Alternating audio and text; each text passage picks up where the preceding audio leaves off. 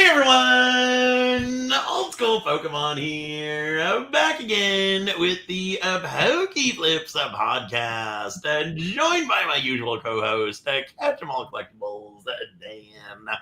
And today we've got a special guest joining us. We got Panga. How are you both doing today? We're doing well. How are you? I'm doing well. How you doing, Panga? I'm terrible. We're so late. We're a little bit late. I originally had told these guys 2:15, but then I scheduled it for 2, and we made it right in between. We're right at the midpoint, so it worked out perfectly.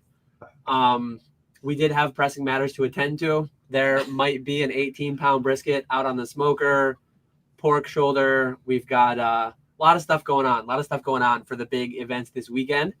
That unfortunately Nick is not attending. Nick, what do you got going on this weekend? Let's start with your boring plans, and then we'll get into our exciting plans.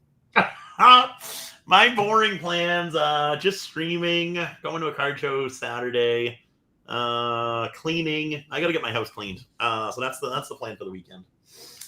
God, that sounds so boring. That sounds terrible. We're having beers tonight. We're getting some pizza and wings. We're smoking some meats. We're going to a nice get together tomorrow, and we're bringing the brisket. We're bringing the pulled pork, all that good stuff. And then New Jersey Collecticon. How many people are vending that we're going with? Anybody? I think just Anybody. So maybe a vendor or two. Yeah. But mostly it's just people going, a little bit of sourcing, maybe. Mostly just having a good time, though, hanging out. People always say they're going to source. They don't actually source. Maybe Nick does, but that's about it. I'm sourcing friends and relationships and memories. I'm there to source memories. That's all I collect these days. That'll be good. I'll be looking forward to Charlotte. That's coming up soon enough. Charlotte is coming in hot. It's under a month. Yeah. Under a month, and I just tested out at the basketball hoop by the smoker. I will not be dunking by Charlotte. You're pretty close. He doesn't give himself enough credit. That's you got to get your whole hand above it. That's where I've been though. Like I'm hitting like the base of my fingers. Like I'm hitting there. But to dunk a basketball, you need to be like at the wrist or below. I can barely palm the ball. Like you need to be. I don't think it's gonna happen. We'll see. It's okay. I won't be there either, so we're good. I'll have to place a call to Rusty and see if I can bribe him into making the nets, making the rims like 9-9 secretly, and then I might be good to go. Unless I get those 9-9 rims, it's probably not going to happen. No cheating. Nothing's ready. It's all raw. No. It's all raw. Tomorrow. We'll sample some stuff tonight, but for the most part, we're gonna be bringing it down. Nice long cooler rest for the drive to Beer Skis, and then everyone will be trying it for the first time together. Oh boy, that's a lot of pressure. That's a lot of pressure there.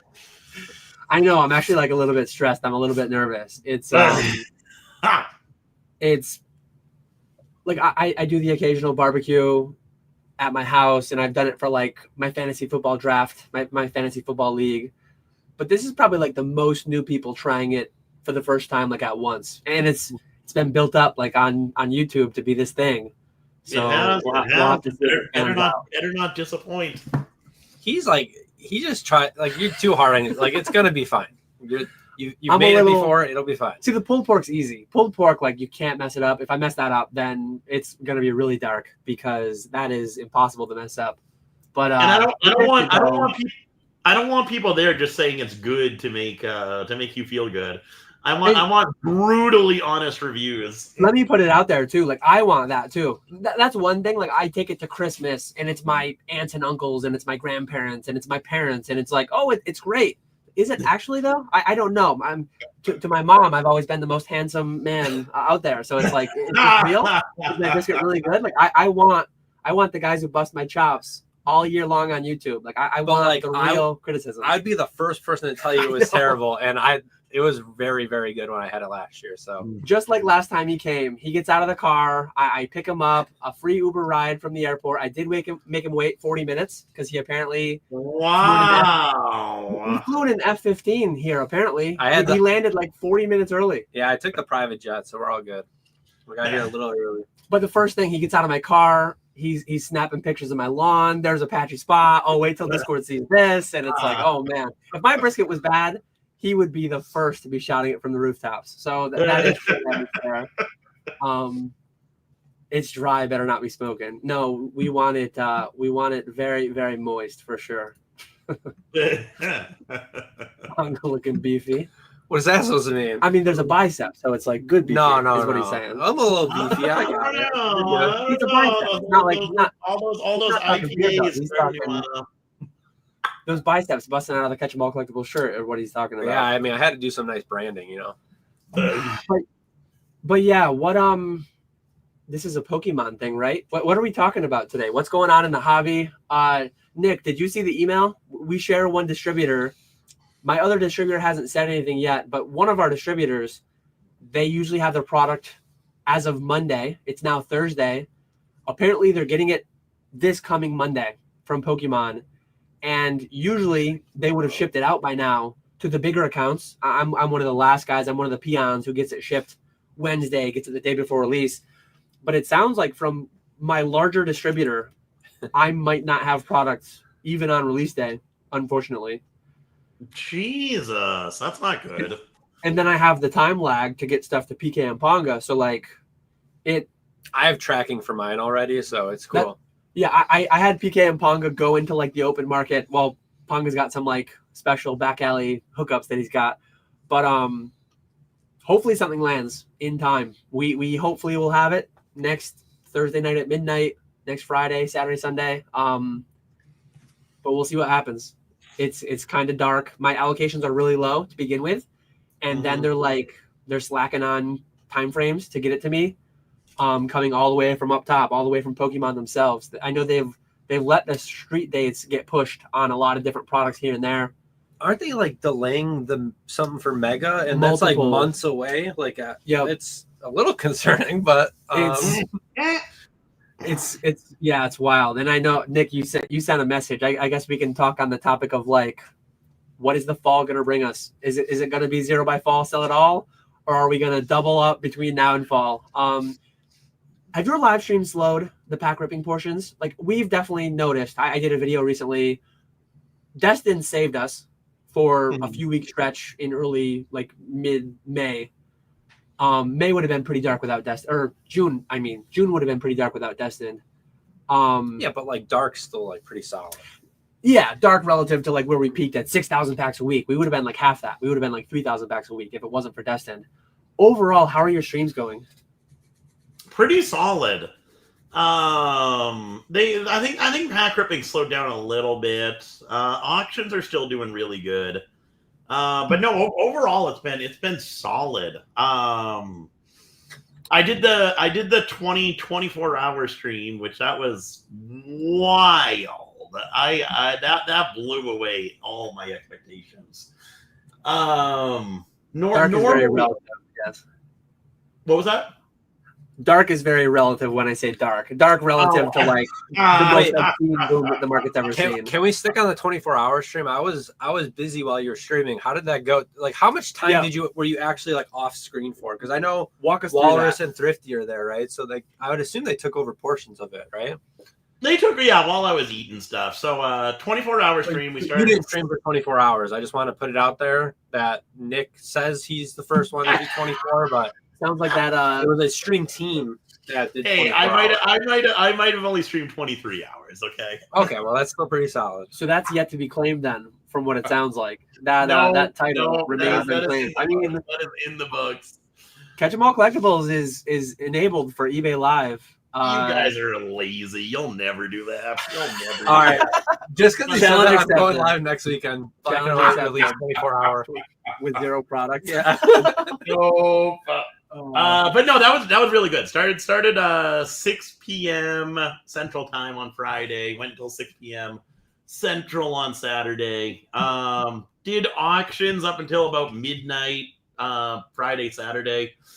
And then switched over to pack ripping, and I was figuring like those late night hours, like 4 a.m. till 8 a.m. would have really slowed down, but we were non-stop ripping from midnight until I finally shut packs down at like 8 in the morning.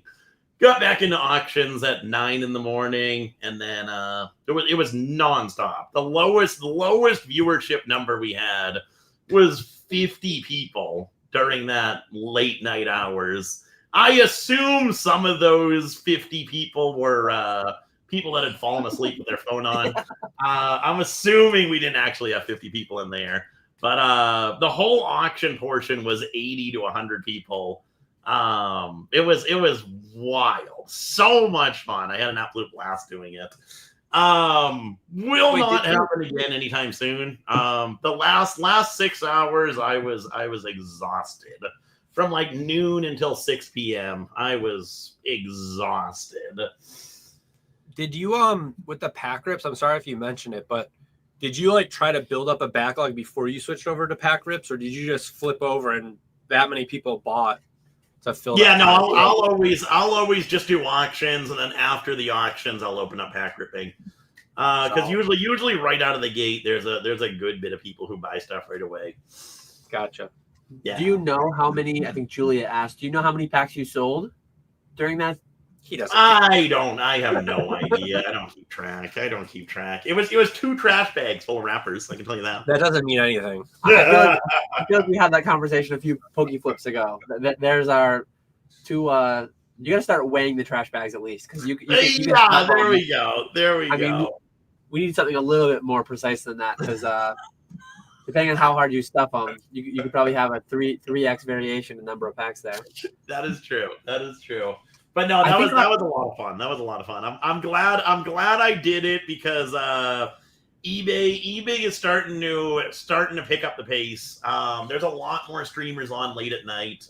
So I think 24-hour streams like Ryan's Card House, Crave, they're going to start going 24/7. I would imagine within the month.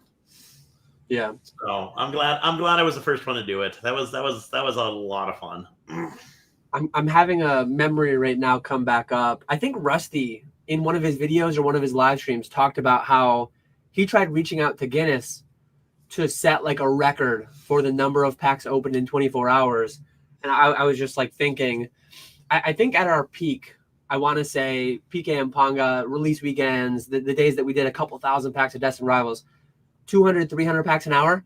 Like theoretically, you could probably open 6, 7, 8,000 packs in a 24-hour span. That would be amazing if someone were to ever put that together and actually, and honestly, if you're really just degenning it, like 10,000 is just a nice round. Monkey Brain likes the number. There we go. Do 10,000 packs in 24 hours. That would be, I think the only set we have that stock of right now is probably Crown, and we probably barely have it. 151, I'm getting close to that many packs. But imagine setting up a 24-hour marathon live stream, just master it. Like, it would probably have to be like a release weekend to have that amount of hype for it. Or put obscene bounties, or put like some crazy low price on it. That would be awesome, though. That would be insane. I could never do that. I like the auctions more. I do like pack ripping. I could never do a whole 24-hour stream of pack ripping. Oh, see, I'm the complete opposite. I could do all pack rips and no auctions. It's funny. No. See, I'm not a streamer, but if I had to choose between the two, 100% pack ripping. I feel like I don't know. Like, I feel like when you're opening packs, like I get more engagement with chat, which is like what I enjoy when I stream. So, see, that's wild. Because me, it's the complete opposite. My chat will start out strong for the auctions, and then once I switch over to pack ripping, I'll lose like 50% of the people in the stream instantly. Once I say auctions are done, it happens within like 20 minutes.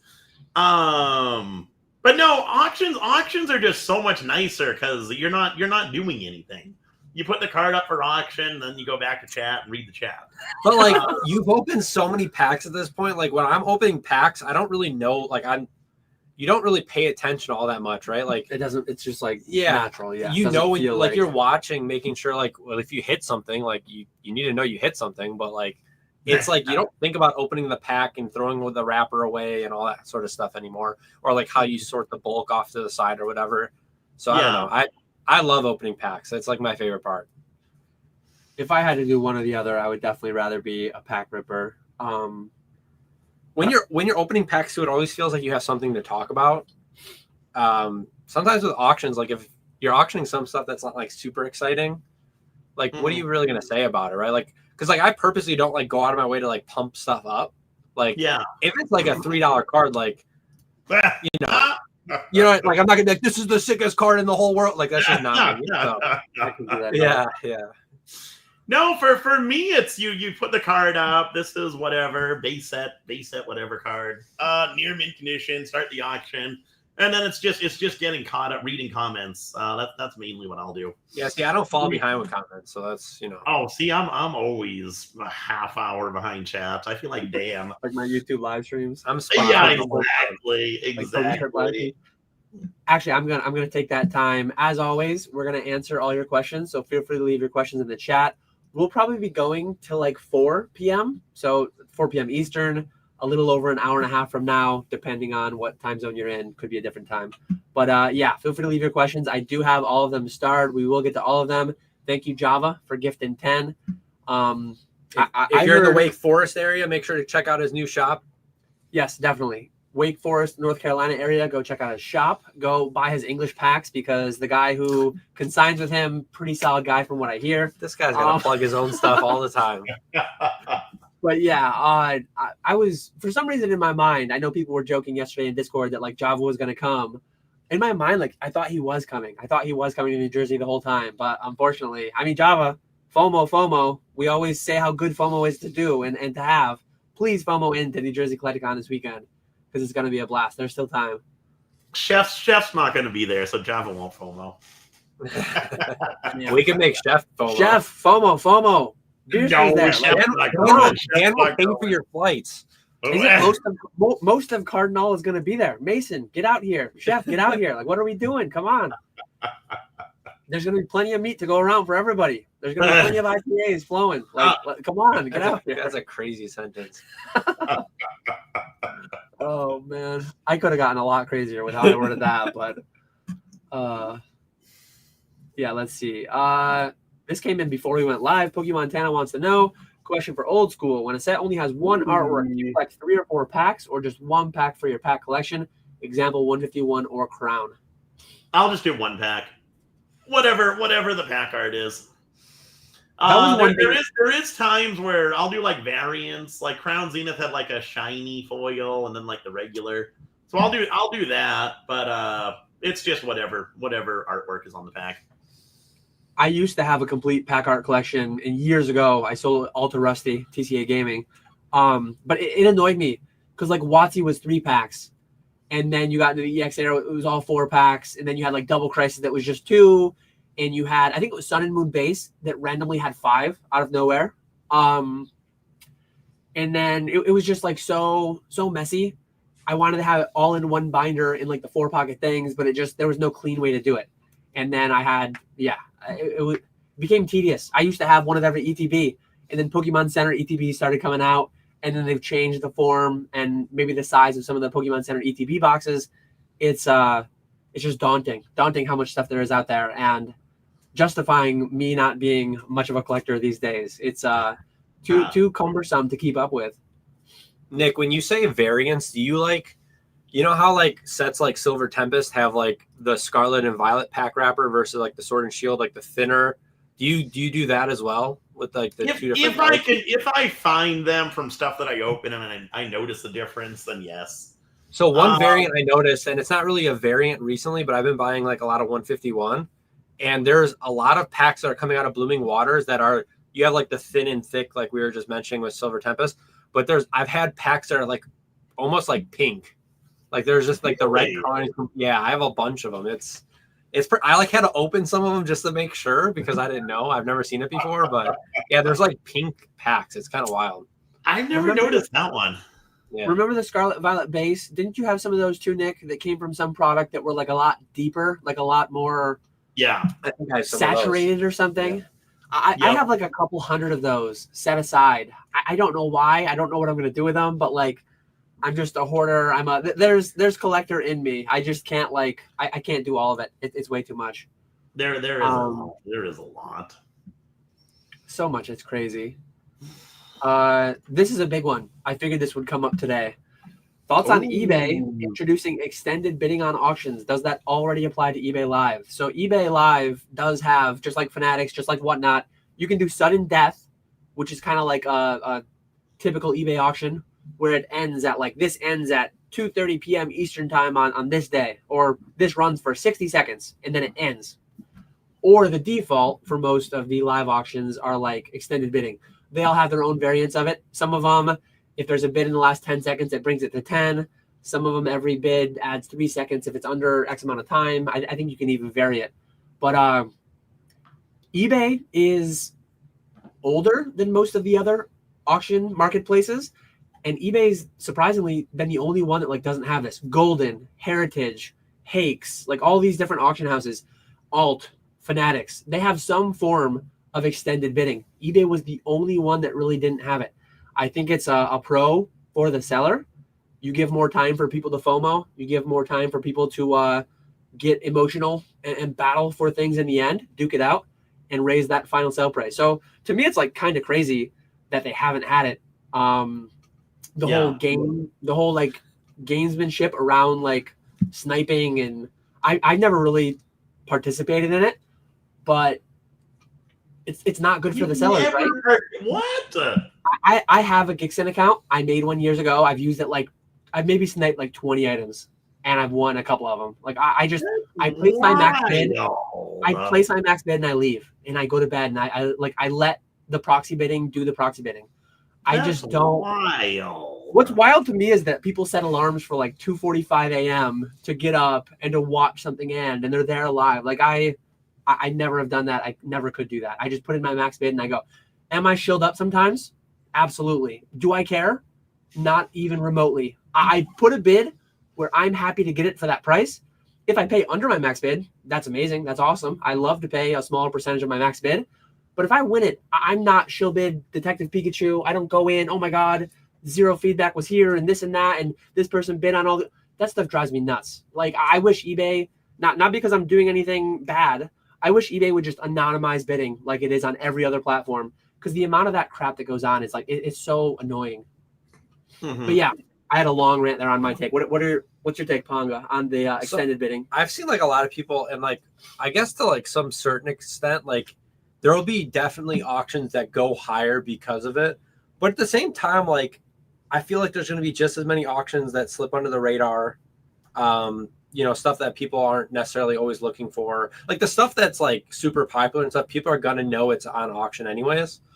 I just feel like if you're going to miss an auction that was normally going to end at 9 p.m., now if it ends at 9:02, you're probably still going to miss it.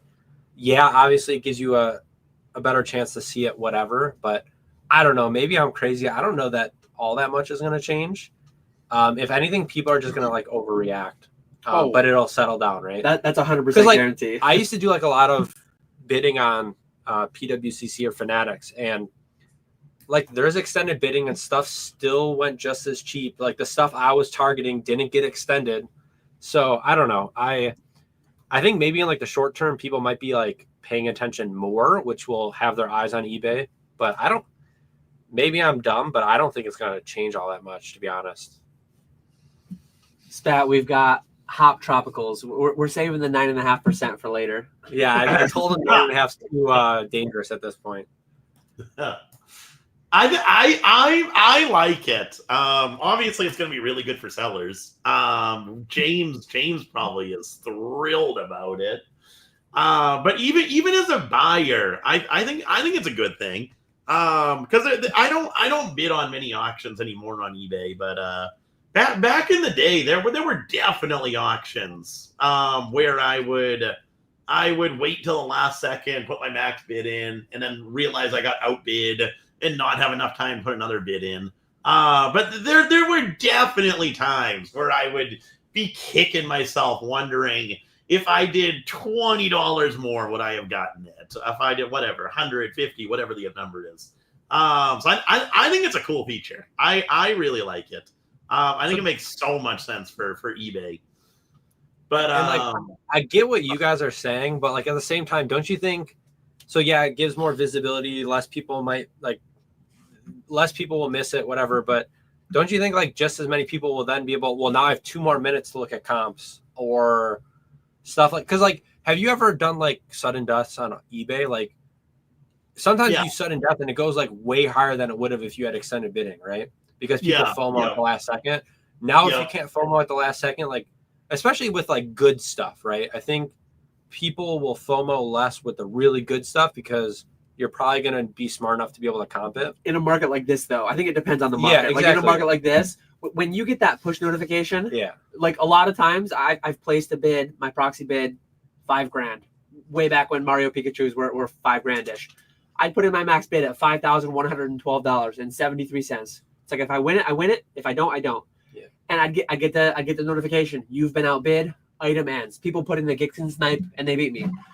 I didn't have time to get emotional, and I wouldn't do this anyways because I put my bid in, and if I win, I win. If I lose, I lose.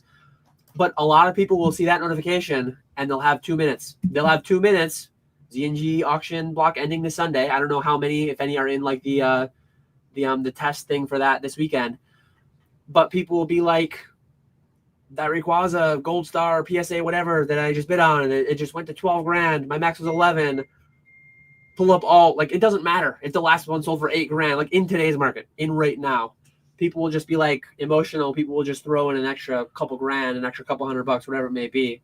I think it's good for the market overall, regardless. I think the more consistent market prices are, the more liquid these things are, the more like they're never going to be perfectly fungible, liquid, anything like that. But the more they are, the better it is, generally for the market.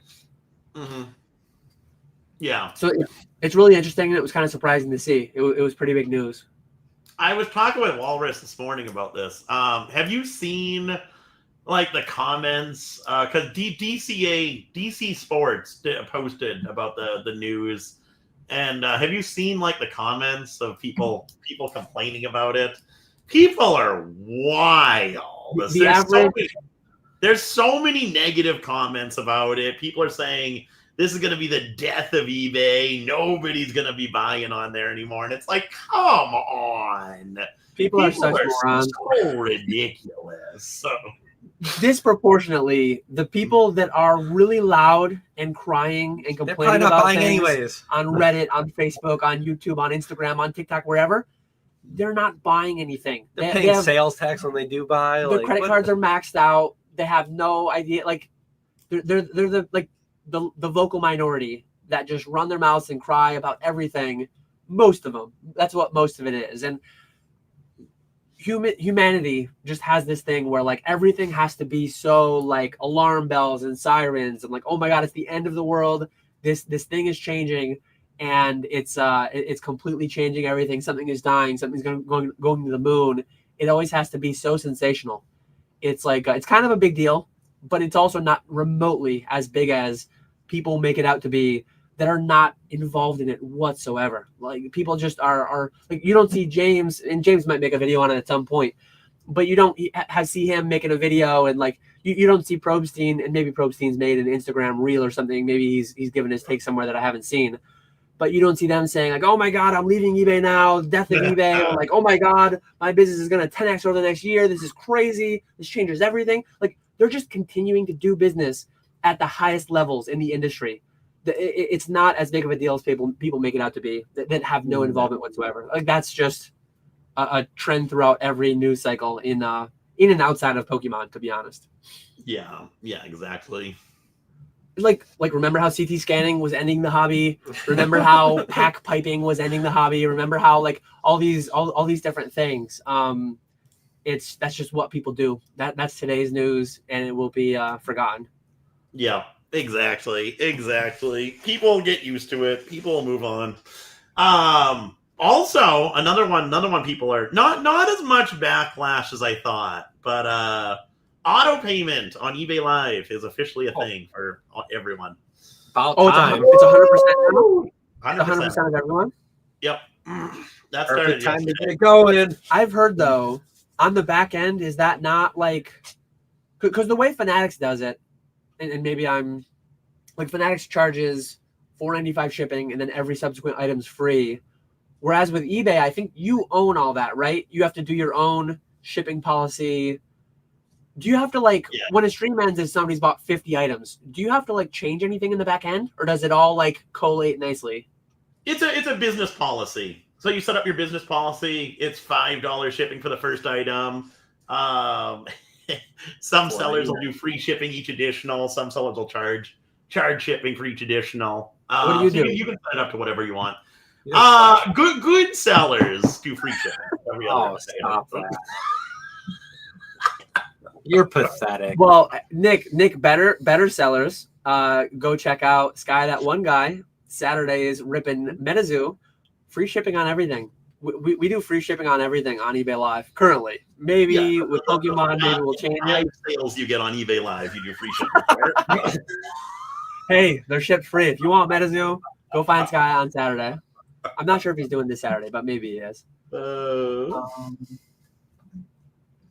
But yeah, that's good to hear because like that was part of the whole like Fanatics is going really well. I have had eBay Live for over a year now. We are dipping our toes into it. We being everybody involved, me, Skya, PK, Ponga. At some point, I imagine you will probably see PK and or Ponga trying it out. You might see Skya dipping his toes in with Pokemon as well at some point. It's just it's a matter of figuring out the best way in time to do that. I'm not sure when it will be exactly, but it's probably coming pretty soon.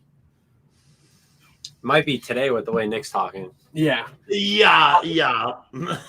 The way Nick's just throwing out 24 hours here and there when he hasn't actually done it. I mean, Ponga might have to just go one up him, and he's got over 10,000 packs, so it won't be all one set. But Ponga has the 10,000 packs. Got to call up Guinness. Got to get the record books ready. No, not ready happening. Not happening. This guy's doubting. It makes me want to do it more.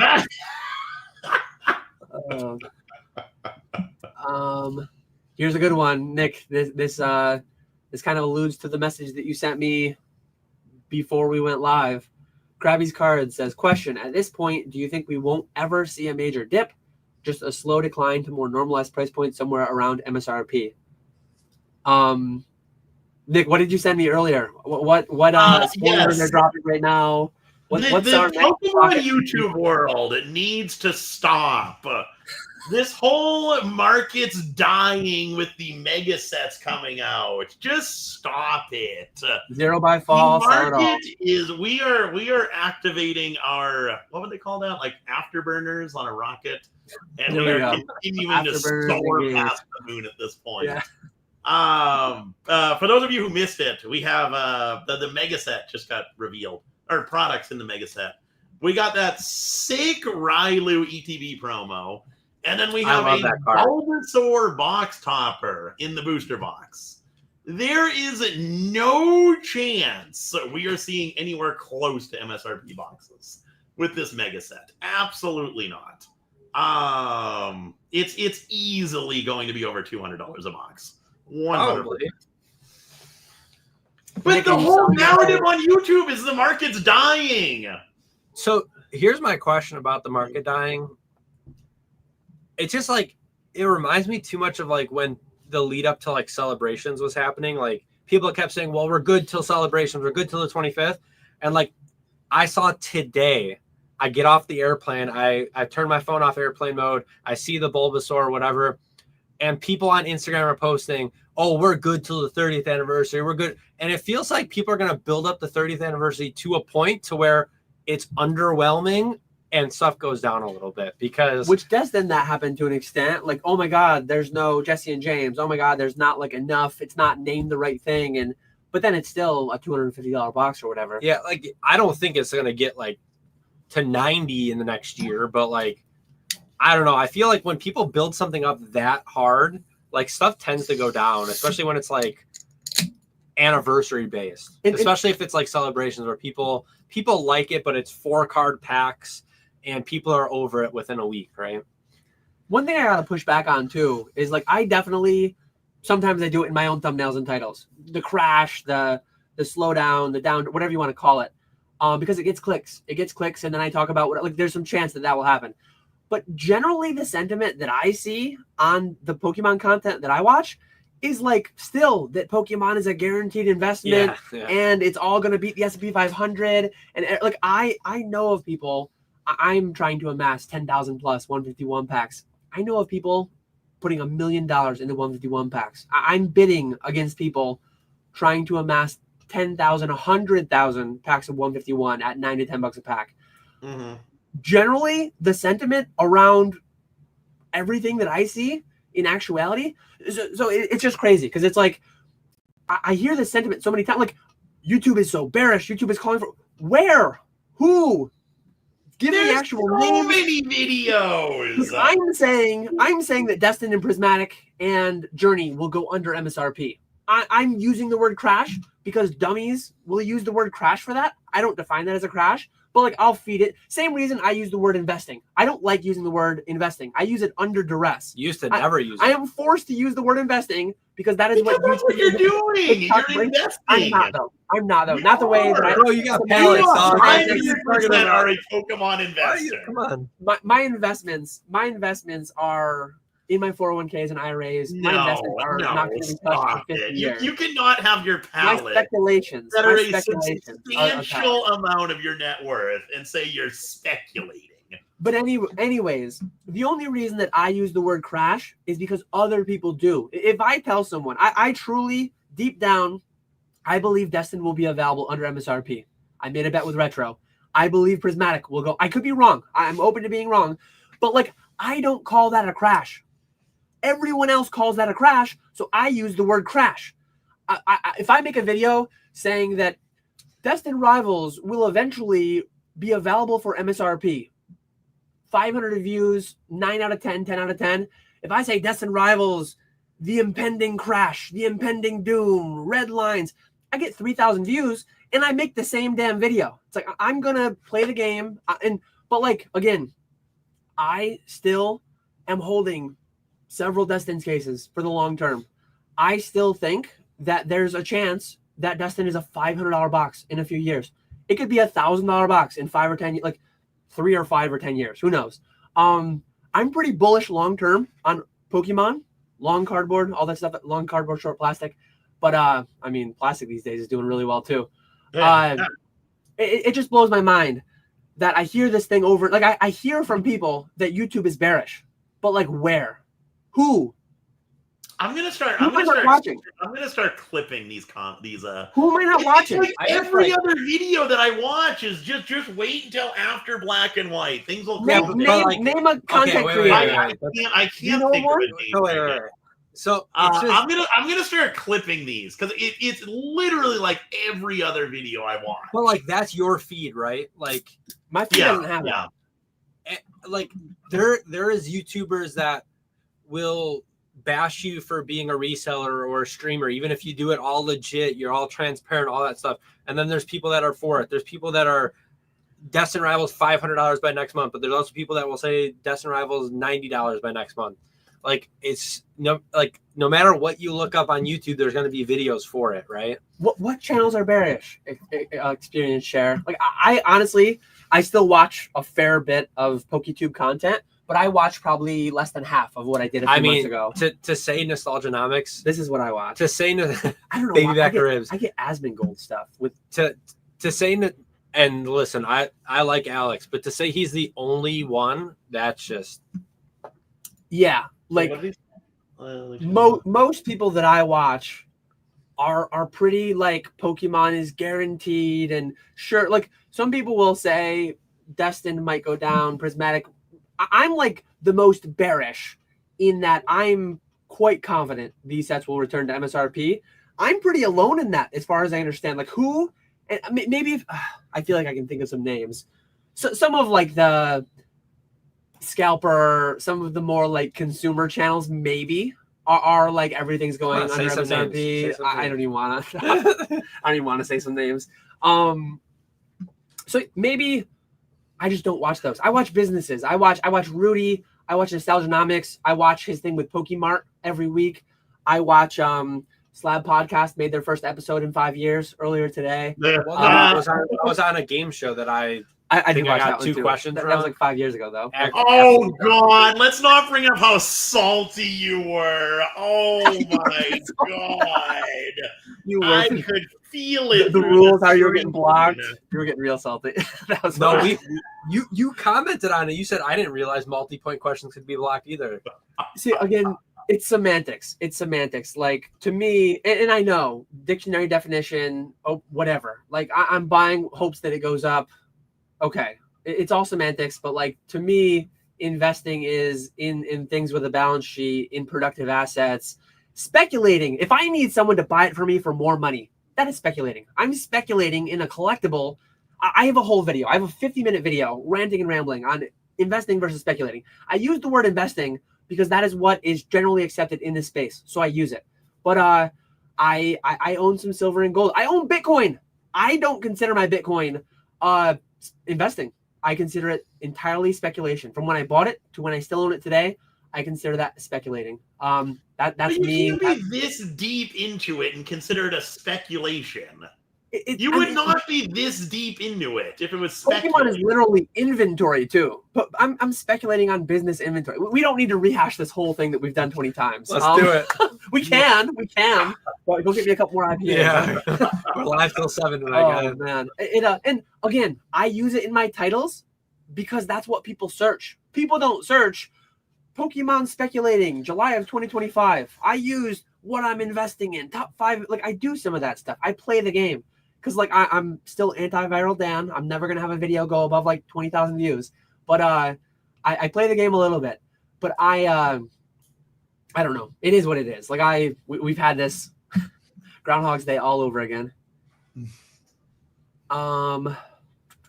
There's one thing. Yeah, this I wanted to show. Thank you, Ray. Shining Cards and Collectibles. Shout out to him. Love you, Ray. Gifting 10 memberships. Nick loves you even after destroying you the other day on the other Pokeflips episode with that thumbnal and really going at you. But he still loves you. I don't know a Ray, so I don't know. But yeah, I can think of some bearish ones out there. I think the bearish ones are mostly like the Frosted Caribou 2021 scalping. Think of the children. Things will become available under MSRP. Some of the consumer channels take it way too far, and I get this sometimes too. Sometimes I get painted with this broad brush. I say every set will be available under MSRP, and it's like, guys, use your brains. I'm not saying base set is going to be $3.99 a booster pack. I thought I have like clearly I'm talking about sets that have not yet been. There's an empty base set box. Sets that have not yet been available under MSRP. I believe, maybe I'm wrong, they will become available under MSRP at some point. I think. Have you seen Destined Rivals packs? They're on the rise again. They're like $8 a pack now. I was paying 5.8, 5.9 a pack. I was paying $220 a box for a little bit there. They slowed down something on the stream, so I took them off my hot buy list. I don't think I sold a Destined Rivals pack in like 3 weeks. But yeah, I think Prismatic, Surging. No, Surging. We've had that whole thing out 10 times too. Surging was for a couple hours or a day or whatever. It was available under MSRP. But when I say every set will become available, every set has been and will be available under MSRP at some point in its release. People think I'm saying Paldea Evolved is crashing to sub MSRP. I've never said that. I'm not saying that. I don't think that will happen. Could it happen? Yes. Roaring Skies went above $300 for how long, and then it went down. I don't think that's going to happen, though. I would give that less than a 5% chance of happening. Very, very low likelihood. I think SV1 through SV5 is kind of like the general sentiment. I think it's like the G block or the H block or whatever it is. That's rotating out soon. 151's almost 2 years old. I'm fully on that like bandwagon, whatever. I think SV1 through SV5, everything prior is like safe, generally, from reprints. SV6 and beyond, the more new it is, the more at risk it is. I think Destined Rivals is the most risky, given it's the highest above MSRP, well, aside from Prismatic, and it's the newest. They have 2 years to get that under control, and I think they will, but they might not, and that's fine. Like, that's fine. Look at the Costco drop of Prismatic. ETBs dropped to 85, 90 bucks, and now they're already up above 100. The first one. What are you talking? Look at how much Prismatic he had. How We've old had was Crown so Zenith in much January? prismatic. How old, you probably know. What are you talking about? Was Crown 3 years old in January? No, it was Over 2.5. What? 22, right? 22. Crown in January was in Sea and Sky boxes. It was like just over 2 years old, I think. I was buying Crown for $4 a piece from people that were buying it for $2.80 a piece from Costco. And that was 2.5 plus years after release. 151 spent an entire summer widely available for $72 per UPC. I could be wrong. I'm open to being wrong. But like, people on the other side aren't open to being wrong in their perspective. Look, Prismatic it's impossible for Prismatic to ever go under MSRP. I'm saying it's impossible. People are just saying. A lot of people are like saying it's impossible. No. Guaranteeing. They are saying it's impossible. They're saying it's impossible. And I'm saying like, you might be right, but I might be like, all I'm trying to say is like, I might be right too. Every set has been available under MSRP. 151 Crown, 2 sets that I think are better than Prismatic. Some people think they're not better. That's fine. That's fair. That's subjective. But God packs, I know all the arguments, all the evolutions. But like, that's where people just lose me. People lose me when I say it's a crash. I say I'm investing. I use the vernacular of the space, even though it doesn't fully make me comfortable. If Prismatic goes, if a Prismatic ETB, if a Prismatic pack becomes available for $5 a pack, that's not a crash. That's the product becoming available at its intended distribution price.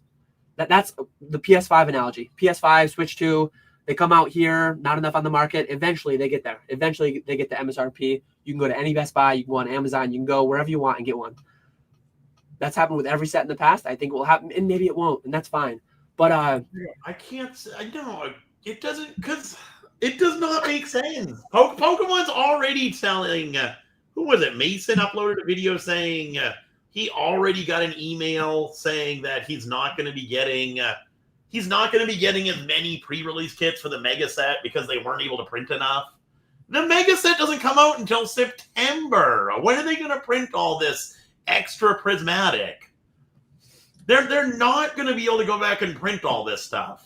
There's 2 years. They're going to print 30 billion cards over the next 2 years. They have new sets coming out every 3 months. There's no shot.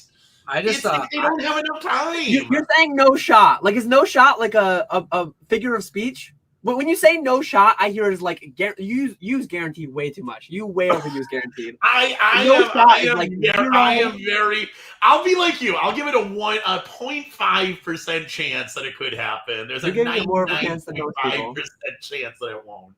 I just think like using like an LGS is like the example, because like even with something like I go back to like Celebrations, right? Like all these LGSs were like, well, we're getting nothing, and then at release, every Target and Walmart literally, like, I have a picture of my brother at a Walmart, and there was legitimately 80 ETBs on the shelf, like 5 hours after a restock.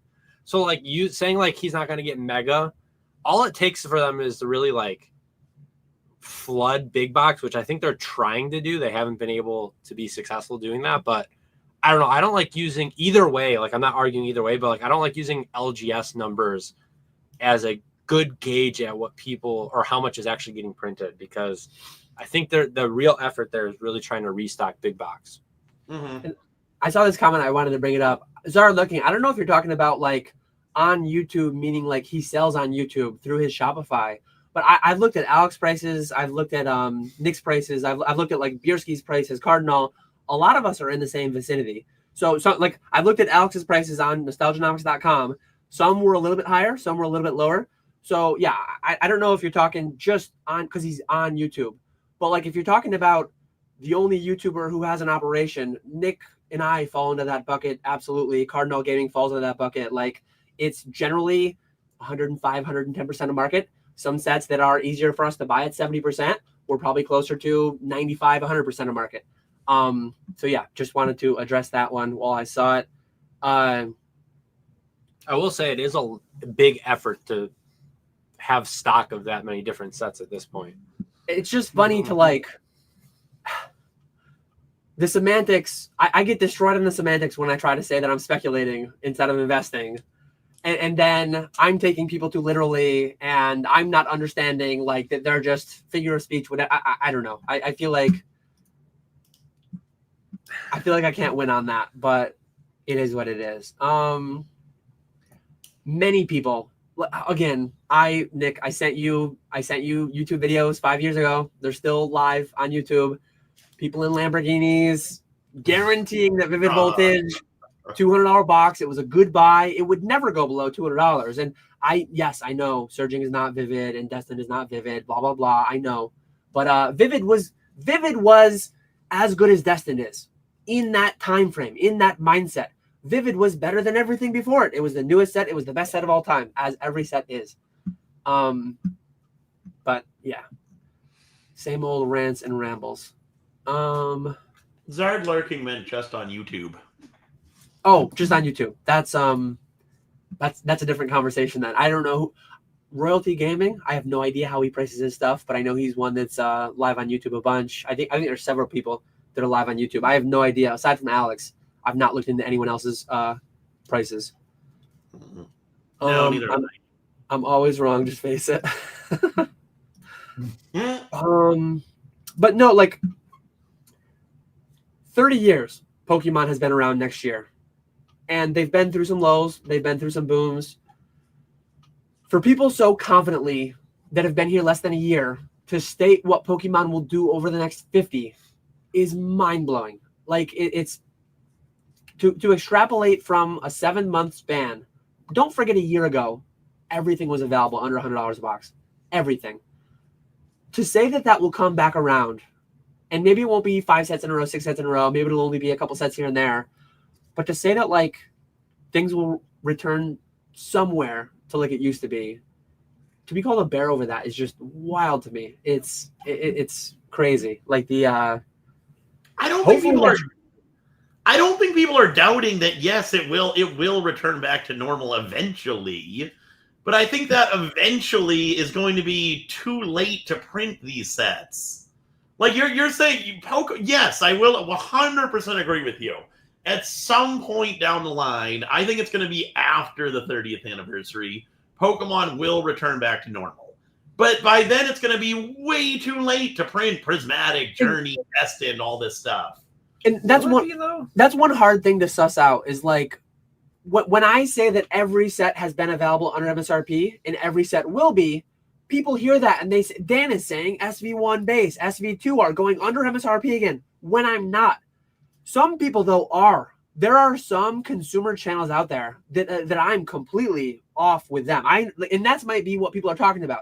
I don't watch those channels. I know of some of them. I don't watch them. There are some channels out there that have been saying for a year, like Alex, Nostalgianomics, I watch a lot of his stuff. He picks on the I'm going to wait crowd. There are channels out there telling you, don't buy Paldea Evolved. It will go under MSRP again. Don't buy SV1 base for $200. It will go. I'm not that. I'm nowhere near that. I think the ship has sailed on a lot of that stuff. SV1 through SV5 especially. It might have sailed on Surging. I might be wrong. It might have sailed on Prismatic. But one thing that I've always been capable of doing, and I think more people should do this, you don't need any of this. Set a price. It's like, what is it worth to you? And skip out until it comes back. And if it never comes back, then don't buy it. It's like, every day that's not fair. You don't see. Not fair. You're not a collector of this. I got the biggest list here. You don't see. You need to stream for like a week, Dan. I would love for you to see. Nobody's entitled to this. See, like nobody's entitled to it, but people love this stuff. It's their passion, so they want it. So yes, they are $3,000 now. They're going to pay whatever it costs to get it because they want it. You don't see the vast majority of the market. And it's because you don't care about collecting. You don't do the streaming. You see this very small YouTube world. People are not going to buy it just because it's too expensive. I'm a huge collector. I'm just priced out. You are not a collector. No shot. Nick, cannot say you're a collector. 2014 to 2019. This idiot opened every box. Hold on. 2019. What was that? 6 years ago now. And that's when the price is 10-20x, and they went above what I valued it. I valued it at 2 to 3 times what I was paying. I saw a value. I bought a Skyridge box for $3,000 and opened it. I don't value it at $90,000. I'm a collector. I can't afford it. I'm a broke collector. Stop. You are not a collector. You can enjoy Pokemon and not be a collector. You enjoy Pokemon, yes. I built a PSA 9 Wansy set. Every first edition PSA 9 Hollow. I built every Legend, every EX, every Gold Star, every full art Pikachu. What have you done recently, though? This was in the past. I don't value it like that. If I'm going to spend I just the other day bought a pristine Ancient Mew because I'm going to spend collector. If I'm going to spend $14,000, I'm not going to buy a full art Mario Pikachu. I like the card; it's really cool. But if I'm going to spend $14,000, I'm going to buy like a Morgan dollar. I'm going to buy something that I value that much in coins or in Steins. There's nothing like that. I have all my grails for the most part in brewery collectibles, but I'm priced out. It is fine to become priced out. Taylor Swift. I went to a Taylor Swift concert once for $100. I had value. That was plus EV for me. I'm not going for $3,000. I'm priced out. I will never go to a Taylor Swift concert again. I'm a Taylor Swift. Well, that's the ironic part, the meme of it all. I'm not even a huge Taylor Swift fan. I did pick up Pongo with Taylor Swift Pandora on at the airport, but I'm priced out. I like her music, but I'm not like you can't say I'm not. You're not a fan because you won't go to a Taylor Swift concert. I'm just priced out. I'm gonna participate. I open every set with my kids. I'm gonna go to New Jersey Collecticon. My son's gonna have a list of 50 Pokédex numbers for Pokemon that he needs for his binders, and I'm gonna have a good time buying from $1 binders, $2 binders, $3 binders. And I know I'm buying 50-cent cards that people bought on Mercari, bought on Yahoo Japan, but it's like I'm gonna engage with the IP in the way that I get the most value. I'm priced out. I'm priced out of Pokemon as a consumer, and I'm a grown man, and I am like responsible and mature enough and educated enough to say this is too expensive for me, and that's fine. But people get so emotional and this is all evil and everyone's a scalper, and it's like, grow up. You don't need this stuff. But you also interact with it in different ways. Like you have a business that you get to see all these cards and interact with it that way. People who are the vast majority of the market don't. They're all in Oregon. They're all in Illinois and Connecticut. You know what I mean. Your idea. You get to look at numbers on a spreadsheet. That makes you love that. I collect rows in a spreadsheet for sure. I've got some good spreadsheets up to like 50,000 rows now. So you get to interact that way. Regular people in the hobby aren't interacting it from a business sense. All they have is the collecting aspect.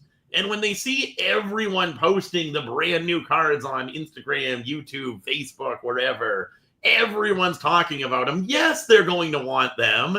And if the price is whatever above MSRP or what the normal price should be, yes, they're going to pay it. Hey, Nick. I watch Nickelodeon with my kids. And every time the new princess castle comes up, and every time the new Lego set, and every time my kid, I want that. I want that. I want that. I have a 4 and a 6-year-old kid. I like it. I want it. You can't have everything. Again, if you're an adult with your own money, then yes, you can. If you have the money, you want it, buy it. BUY or BYE, what are we talking about? It's like everyone wants it. Everyone thinks they want it. They think they have to have it. I've made the adult decision that I don't value this stuff as much as everyone else does. That's why I've sold almost everything. If and when the time changes, if and when these things become cheaper again, maybe 10, 20 years from now, I start collecting again, even if I'm spending way more money. Maybe I just value it that much again for whatever reason. But I've made the grown-up decision, and I don't start a YouTube channel to go and cry at the internet like, oh my God, I've been here for 6 months. I deserve everything. I want everything. I can't believe Paldea Evolved is a $400 box. Like, that's all just crazy to me. Grown adults crying about not being able to pay the amount of money they think they should be able to pay. Like, I would love to go to every Rangers game. Not every, that would be too much. That's 40-something home games. I would love to go to 10 Rangers games a year, but it's a lot of freaking money. Every time I go, it's $500. It's a couple $100 for the game. It's $100 for the train. It's a couple $100 for the hotel. And people just think like, I like it. I deserve to have it. they tell me I gotta catch them all, so I gotta catch them all. This guy's name is Catch 'em All Collectibles. He's telling me to catch them all, and he's not letting me. He's charging too much money. He's scalping. It's crazy to me. So what makes someone a collector? Because like I don't open products for myself, but I would say I'm just as much of a collector as anyone else in Pokemon. Like I buy stuff and I prefer to keep it sealed because that's how I enjoy it. But it also helps retain value, right? So like if I do want to sell something because I don't value it anymore, does that make me less of a collector? I don't know. I would say you're a collector. You buy like, stuff am I though? Because like I buy stuff that I think will retain value and I like. So I don't know. I just think it's a silly. And I'm 99% business, 1% collector, whatever else. I'm not trying to fight that whatsoever. I don't fight the Pokemon investing bucket per se. I just try to reclassify it as more appropriate for me, more appropriate for my my buckets. I classify this as a speculation. I classify it as business inventory, and the pallets I classify as a speculation. It's semantics, I know, but like I made a 50-minute video detailing why semantics are important.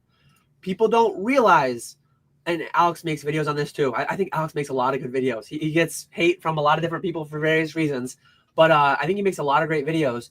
And he details how many people see this as like an investment, and they buy all these 3-pack blisters and they buy all this random product, and they don't realize that like at the end of the day, it's not Apple stock. You don't click 2 buttons and it's gone for 99.999% of market. You have to work to sell it. It's a speculative asset.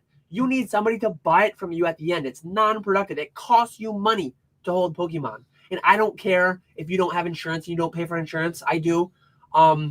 You're still using space. You're still using some amount of your time to handle it. If you drop your booster box on the floor and it gets a ding in the corner, boom, there goes 10%. You can't drop your Apple stock. You can't like accidentally damage your Bitcoin to where it doesn't get the full market value with instant liquidity fully sold into the market. I do just want to throw out there, because of the way the conversation started, if we're saying that there's going to be a cooldown after the 30th anniversary, Prismatic and Destin will be less than 2 years old if we're using that 2-year-old metric. But 2 years is, and again, people are talking about 2, 5, 10 years. But like they printed Hidden Fates like 3.5 years after. But yeah, you're gonna have so many newer sets between Prismatic and the 30th anniversary. Hidden Fates were open pre-order in like 2022. So. Hidden Fates tins on GameStop were open pre-order. Open pre-order in 2022 for under MSRP. They were like $17 a tin. Open pre-order on GameStop for like a month and a half. That was 3 years after release. But yeah, the Panga, those are $300 today or whatever the hell they are. Yeah, well, they're $40 a pack or whatever. But not going to happen. I don't see it. Yeah, I'm not. With me saying that, I'm not saying it's for sure going to happen. But I just like, there's nuance with everything, right? I think Pokemon is obviously they have like a they tend to not reprint stuff after 2 years, whatever. But like sometimes they're really random at the same time, right? Where they might just print Prismatic for the next 5 years and that be the only set they print. Stuff like that happens. So it's just super interesting. I don't know what's going to happen, I guess is what I'm saying. So I just position myself on how I think I want to, like what I want to own, and then just kind of go from there. I feel like this has been most streams lately, and honestly, I'm having more fun when I'm getting like a little bit more fired up. When I'm talking a little bit louder, I'm enjoying it more. It's more like Nick's not falling asleep. Nick is up at attention. I do need to call out one comment, Fat Belly. If you think what I'm selling at Collecticon is me selling out, boy.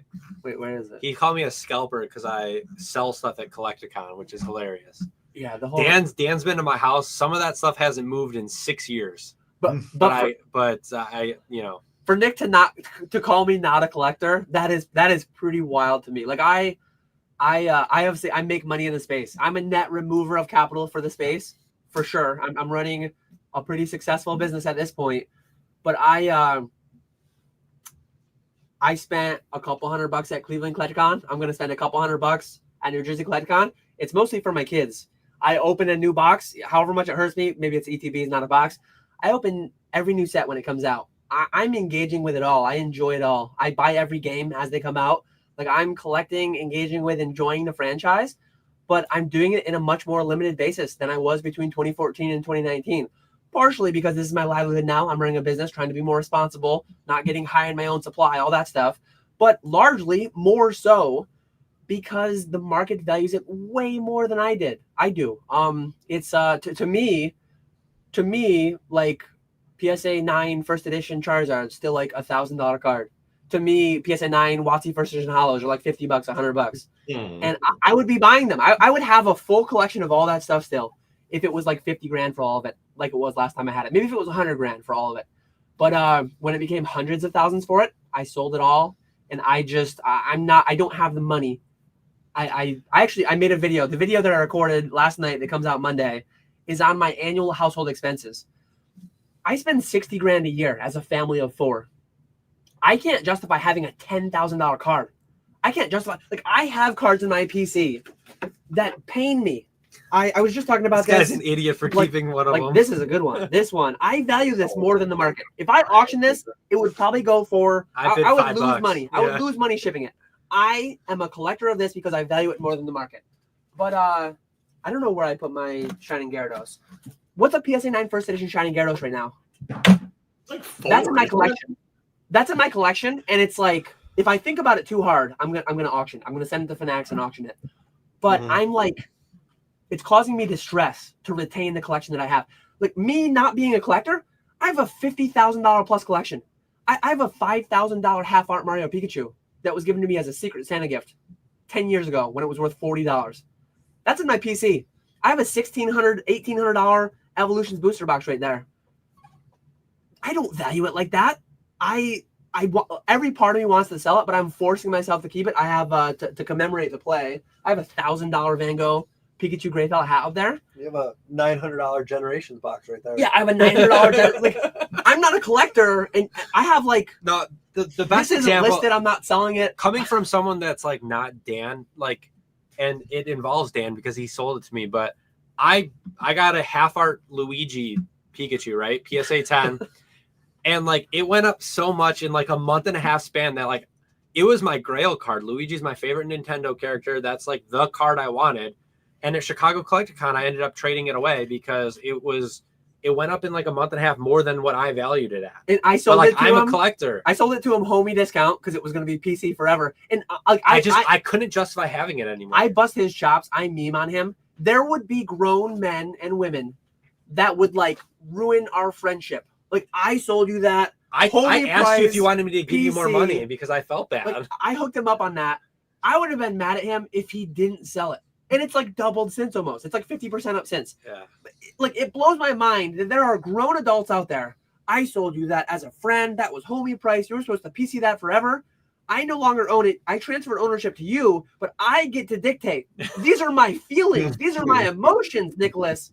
I get to dictate what you do with that. You have now become an evil scalper, scalping off your friend, making money. Like, what are we talking about? I sold it to him. He sold it because he didn't value it as much as the market. I'm not saying I disagree with that. So. He's a collector. He's just not as rich / insane as the other collectors of that pocket card. Watching over here. I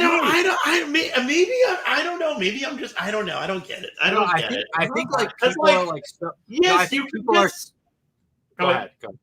No, I was gonna say real quick. I think people are like so conditioned on like how they think Dan is, and so like when someone else says like no, like I have instances in the same circumstance, right? Like I consider myself a collector, but there are certain times things go up so much. Like I have Pokemon Center Japanese boxes, like the Tokyo Yokohama one. I wanted those in PC forever, but they're so expensive now. Like I want to sell them. Like I can't have them anymore. Like I'm not comfortable having them. They're just. It comes down to exactly what Dan always says is it's somewhere in between the two extremes. And I don't think people like really get their brains to understand that. There's a balance. Maybe I'm different, but you have 40,000 Ninetales behind you. Like, yeah, you are Nick, different. You are a TREW, or you are a truer collector than I am. Yeah. I'm a collector. I'm just way more broke, or I don't value it as much. I don't You're know. not broke. No, but I'm saying if you add up my collection, I have way Give me the more exact number. Go in ahead. my collection than I do in my bank account. But I don't want to sell my collection because I know if I sell, I'm never getting it back. So yeah, I don't get that whole thing. I don't get it. Which that's one thing. Like your collection, those no damage Ninetales are a lot more scarce, a lot more hard to track down than what I was collecting. I enjoyed set cards. I'm not a big error guy. My maximal value was always PSA 9. I think grading is largely a joke. I've been very vocal about that. I never would be a PSA 10 guy. If I was a PSA 10 Gold Star guy, I might have kept more of what I had. I might have been more nervous about, like, these cards are pop 50 and they're only $2,000, $500, $1,000. Like, I'm talking a couple years ago. I might have kept more of it if I actually valued PSA's opinion. I don't. I was a PSA 9 collector. In hindsight, obviously, I would have done better keeping a lot of those cards rather than selling them. But no, I'm a collector. I just value this stuff less. I'm engaging with other things. I've bought, it's been a while, but I've bought some of my grails in Breweriana. They call it Breweriana, like steins and beer trays and like old advertising. I'm buying some pieces, and I know I've showed him before, but this creepy dude at the top, the creepy dude up there on the top, you probably won't be able to see him that well. Right to the left side, stage left or stage right. I don't know what the one that is. That creepy dude, I don't even want to take him down because it's from the 1930s. It's made of like, what do they call those? Chalkware. Those go on eBay once a year, tops. And there's like 3 variants. I have one of the 3 variants. I want the other 2. The other 2 go for a couple grand. I know of 5 people that own them. There might have been 500 of them made in 1930. There might be 50 surviving today. Like, those are the kinds of things. And those are like $2,000. And I know nobody in here cares. Nobody in here cares whatsoever. But like, I care. That's one of my girls. If I'm going to spend 14 grand, yes, Mario Pikachu with a Mario head on, cute, cool. I like Mario. I like Pokemon. But 14 grand? No. I'm going to go buy like a 1916D Mercury Dime and a 1909 SVDB. Nick, I know you know some of these coins. And I'm going to go buy a creepy 1930s chalkware dude with the blue pants and the black pants. Because I don't have those. So I like it all. I collect it all. I like Taylor Swift. I'm not going to spend $3,000 to go to her concert. I don't like her that much. How dare you? All right, we're past the collector combo. I know that went on. That went on for a while. I think. Come on, we need some spicy questions. Ask some crazy questions about Dan. I think there's a couple more questions. So here's one. This is from an hour ago. Between you 3 guys, if you had to go door to door in your neighborhoods and try to sell Pokemon packs, who do you think would sell the most? I'm gonna volunteer and say I would sell the least. I am terrible at self-promoting. I'm terrible salesman. When I do a box break, I say you're gonna lose money. When I was talking about consignments last week, Opus just clicked one for me. Like, consign with James, consign with Probstein, consign with DC if they're going to be better for you. I have a service. Here's my price. If you think it'll work best for you, use it. If you think other people will be better for you, use them. But like, that's how bad of a salesman I am. I would go to the door and I would say like, hey, here's a Pokemon pack. 151. It's $10. It came out 2 years ago. It might get reprinted. You might want to be careful. It could crash to $5. Maybe you'll have more value getting Crown Zenith. Do you have any credit card debt? How are your buckets doing? Like that would be how I would sell Pokemon door to door. So I'm in last. I think the answer is probably like if we were all on an even playing field, the same neighborhood. I think the answer would be Nick, because like I don't. Like when I stream, I don't like upsell stuff all that much. Like if you want it, buy it type thing. I probably shouldn't say that in front of Dan, but like that's just how we are. I think all 3 would do that. I think me and PK are both like that, right? Like yeah. You're a salesman to some extent, right? But like I'm not gonna be like, this is crazy good value. This card's a $20 card. All that. Like I don't go there. I just like if I think a card's cool, I mention it type thing. But I think Nick just does a really good job at making things seem exciting. Yeah, so, Nick's a pumper. Nick's a pumper. He'll be like, listen, guys, this is on auction. This is a $30 card. Nick, you have, and this is not a secret, you have a stream voice. You are an entirely different person. You give us that in the intro. In the intro, you are that. But like, I don't have a separate voice. I don't have a separate personality. I promise, and there's a lot of people that will anecdotally confirm this, I'm the same boring, bucket-talking, tax, nuance, gray area, disclaimer person in real life. Tomorrow, at Beerskis, over IPAs and brisket, I will be trying to, like, there's going to be 15 people there. I'm going to find the one that wants to talk about tax strategies and 401ks no, and IRAs. IPA Dan versus all Dan people. I'm not going to New Jersey. Oh, man. But yeah, what do you think, Nick? You think you're winning that hands down? I was gonna put you in dead last, and then I was saying it was closer between me and Ponga. And again, I've been talking about Alex a fair bit. I do watch a lot of his content. He's mentioned before he used to be like in window sales or something, and he's talked openly. Like, I'm not saying this from a private conversation. He's talked openly on live stream that he used to sell people windows that were like horribly overpriced, and he'd make fat commissions on it. I've never been in a role like that. I've always been like, they've chained me into the lab. I've been very non-customer facing. I would be terrible at it, but I couldn't be a car salesman. I couldn't be a window salesman. I couldn't sell people things that I know they couldn't afford. And to be honest, like, I don't know what percentage it is, but some percent of live stream consumers don't have the money. I wouldn't feel comfortable having whales in there spending $3,000 in a night and kind of questioning and thinking like, do they even have this money? That would make me uncomfortable. I wouldn't want to be like pumping up the, I just couldn't do it. I'm not built that way. But I think there's like a way to like make things somewhat exciting without pumping it, right? Oh yeah, 100%. Like, for example, like if I auction off, and I do it all the time, and that's why I bring it up, but like the Keldeo from Crown Zenith, right? The card with like all the colors in the background. Like every time I auction that card, I talk about how I love the colors in the background. And I'm sure there's people that bid on the card because they also agree with me. Hey, look at all the colors in the background. Like there's ways to talk about a card without pumping it or mentioning its value, all that kind of stuff. I could pump this one. I would bid at least $10 on that card. I could pump. Real. Look at this rated card worth $10. I would bid an obscene amount of money on that BGS 10 Dan promo MetaZoo up there, though. I'm not gonna lie. I would bid a decent bid on that. I think I've only given away one PSA 10 so far. I couldn't win it because you gave it away on Fanatics, or Sky gave it away, and I'm not gonna enter that. Like, could you imagine if I won that? Like, what? that Keldeo is like a top 5 in the set, probably. Yeah, it was a good. But there's so many cards with that cool, colorful background that I always remember. But like I truly, I'm very much like personal responsibility. The people should know. But if I'm selling a card that I know I paid $1 for and it's $4 on TCG Player, and it's going for $25, I'm going to be kind of uncomfortable. I'm not going to be uncomfortable enough to like, oh, hey guys, I'm going to refund that one. You just got crazy there. Like, but I'd rather be sourcing for that operation. I'd rather be a couple steps removed from the end consumer interaction.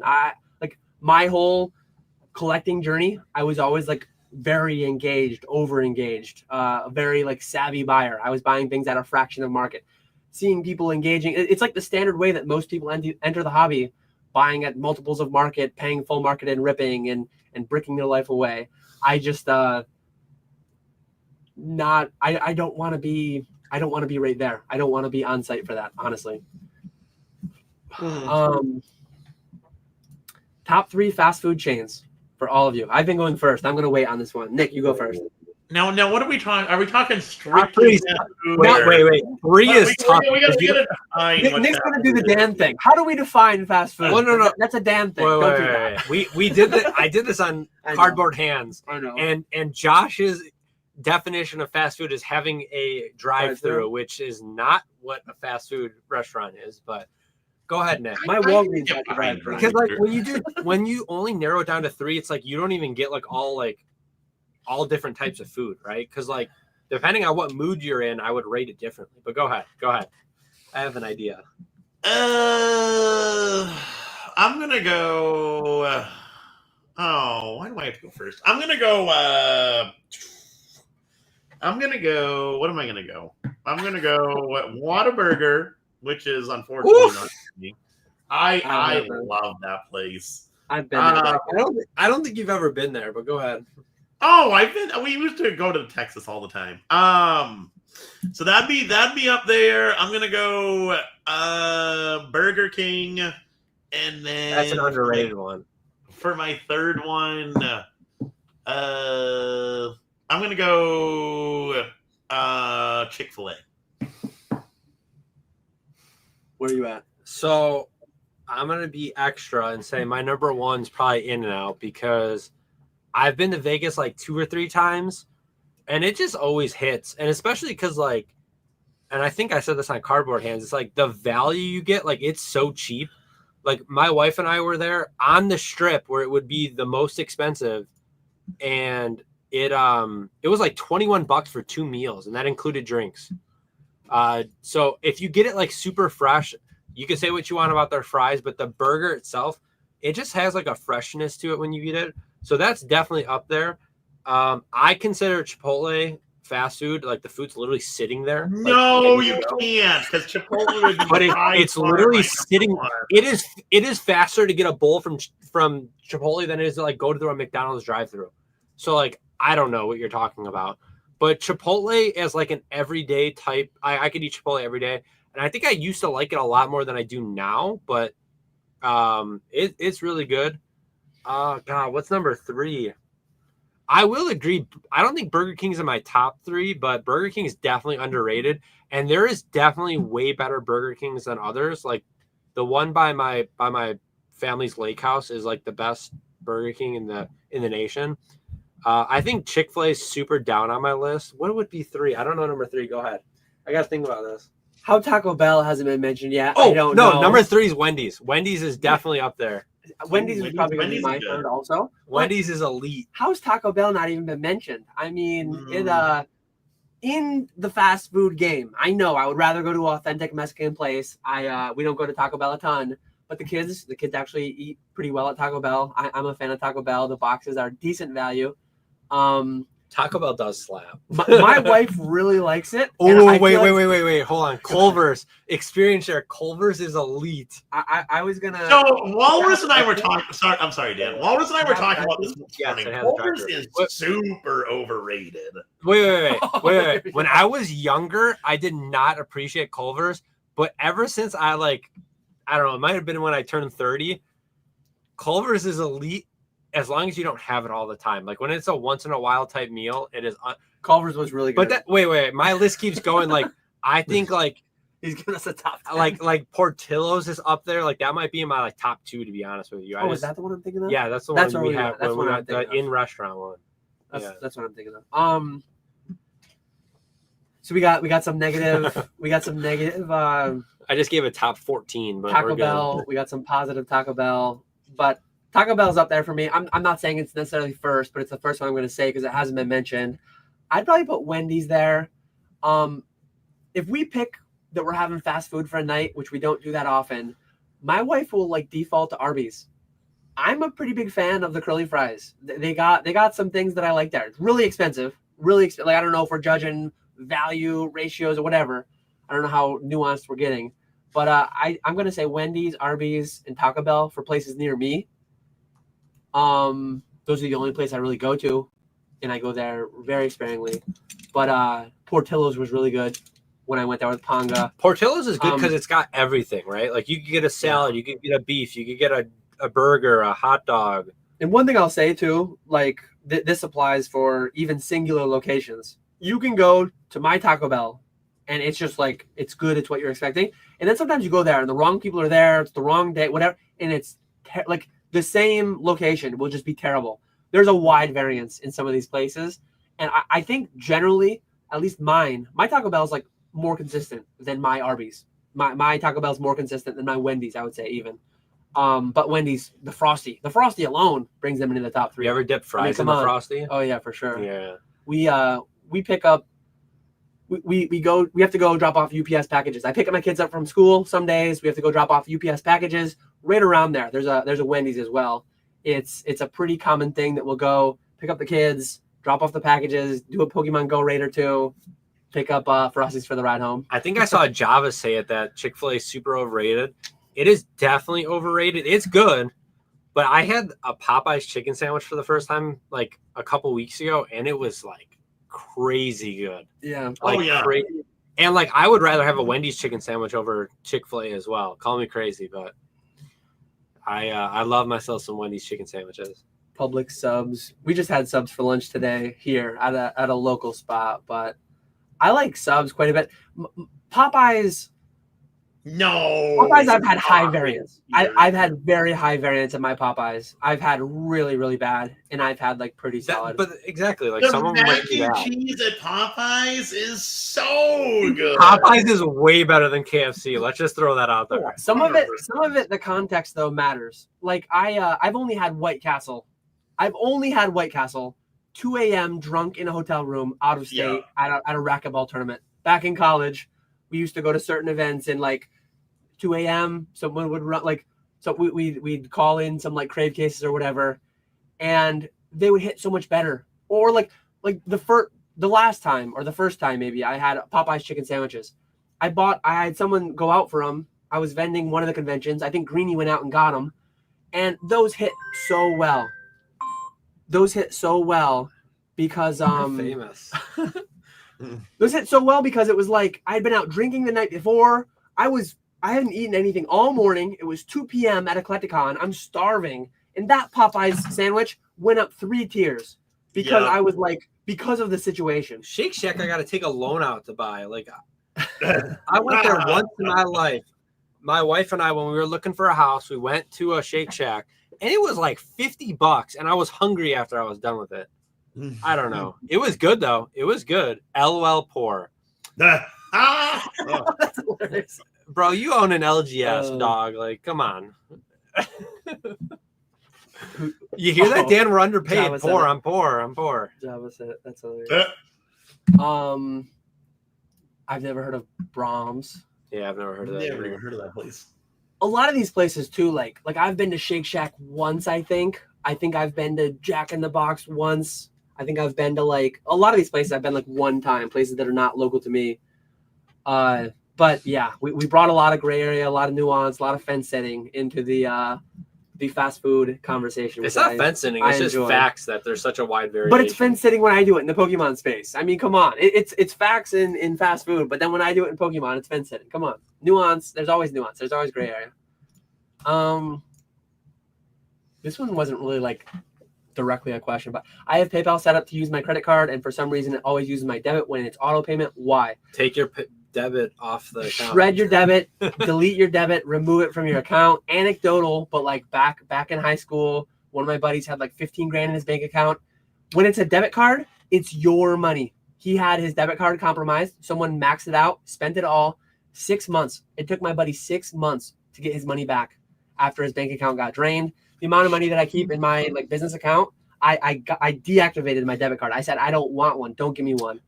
I don't like them. I don't think like when you like if I were to go on Pokemon Center and use PayPal and it charges my credit card, I don't pay a fee. But I think if you send money to someone, right, and you use credit card, it charges you a fee. Yeah. Yep. Mm-hmm. Like if I try to friends and family, if I goods and services someone, no fee for me. But if I try to, and you got to be careful too, because I think if you friends and family someone from your PayPal, it'll charge you money on PayPal, and then some credit card issuers will treat that as a cash advance. Yeah. So instead of getting like 30% interest when your statement is due, if you don't pay it in full, you'll the way cash advances work on some credit cards. I found this out the hard way 10 years ago or something. I paid someone friends and family with a credit card, and like I don't even think there was a fee at the time in PayPal. Maybe there was, maybe there wasn't. I can't remember. But anyways, my credit card deemed it a cash advance. Yeah. Interest starts accruing from the second you do that. Yeah. So say I did $1,000. Really? Yep. At least 10 years ago it did. This is very anecdotal. This was, I forget which credit card combination it was, but I learned the hard way that I paid, and it wasn't crazy. Say it was $1,000. I had a 30% cash advance rate, annualized down or down to a month. It would be $300 for the year. So it would be like $25 for the month. I paid like $25 in interest on that cash advance. So I found that out the hard way a long time ago. Also, never deposit money into a sports betting app with a credit card. They don't like that. No, they do that as a cash advance as well. I once went to a Popeyes at an airport that was out of chicken. I've been to listen, the Burger King I mentioned, that's the best Burger King in the nation, was out of burgers one time. So it happens. Yeah, the fact that they didn't like shut down, like time to shut her down. Shout out to the Spicy Boys podcast. But then you can't sell everything else. That would be time to shut her down. We're out of chicken. Yeah, that's a good time to shut down. If it's in your name and you are out of it, you close for the day. Yeah, I've had Raising Cane's once. I had down near Rusty. I had Bojangles once. Like I can't remember. It's just a shovel for the sauce. Let's be honest. Yeah. Hey, thank you. But like I want the bread and just use it as a shovel. Sop it up. Yeah, a good sauce. Yeah. I feel the same way with Chick-fil-A a little bit. Get those fries and shovel the sauce into my mouth. Yeah, but when we were in Cleveland, at some point on our way into Cleveland, I think we stopped and got Chick-fil-A. My wife had it I didn't realize she hadn't had it yet, but she had it for the first time. It was fine. Like it's not. Some people treat it like it's the eighth wonder of the world, and it's like I don't know. I've had it 4 or 5 times in my life, maybe a couple times we're in the airport, so it's not fair. But I've had it at like proper Chick-fil-A locations, and it's like it's fine. It's not anything to write home about. You're wild. It's fine. I think the market values it more than I do, is what I'm saying. I'm a seller of Chick-fil-A. Oh, I'm not a true Chick-fil-A enjoyer. I hold my crypto on PayPal. Am I a cooked boomer? Yes. If you don't have the keys, you don't have the crypto. No, almost half of my Bitcoin is on a hot wallet on Coinbase, but a little more than half of it is on a cold wallet Ledger storage. And I've got the keys, so I've got that's like the whole, I used to do a lot of stuff in silver. I used to sell to like silver bugs, gold bugs. I used to sell to like preppers. And a lot of them were like, if you don't hold the silver, hold the gold, the whole paper silver, the ETFs, they don't believe in any of that. They think the government's going to take it all and zombie apocalypse and whatever. Brad and I are on the same side. Chick-fil-A overrated. Facts Indeed. No. Brad, you better watch what you say or you're not staying with us in Charlotte. Go to the Airbnb. During that whole 45-minute collector rant that we did, I definitely might have missed some questions. If I missed your question, I apologize. We're planning on being live the next 20 minutes or so. We need some tough questions. If you have secrets about Dan's business, I'll leak it all. My lawn care process. I'll leak it all. No, let's not do lawn care. I need not look at your lawnmower. I need a picture of the lawnmower lawnmower before I leave. I'll pull it out on the driveway. Can I drive it around? And then, if you want to, I'll get a picture of you driving. I'll be live on Instagram with the lawnmower. on my channel, the lawnmower is like a big meme, and it's like it's so disheveled. It's 11 years old. The hood is gone. I threw the hood in the garbage because it just kept falling off. It's like it looks like one of those ones that people like tune up. Maybe this is only a thing near me, but people like tune them up and like race them. It looks like one of those, but it's not fast. I didn't tune it up. Here we go. Thoughts and tier list of the new PC Japan Pikachu boxes. I'm a sucker for these. I'm just gonna throw it out there. To be honest with you, I don't know which one's which. Isn't there one? Yeah, I didn't know there were more than one. Yeah, there's 3 of them, I think, right? I mentioned it to Dan on the way from the airport. Like, I'm sure they're not going to get super cheap. Like, even if they do the, print to order type thing, like they're probably not going to get super cheap. I got to figure out what my buy price is on them because like exclusive Pikachu promo. Look at my algorithm. The best way to clean your, this guy's got a video about how to clean your AC unit.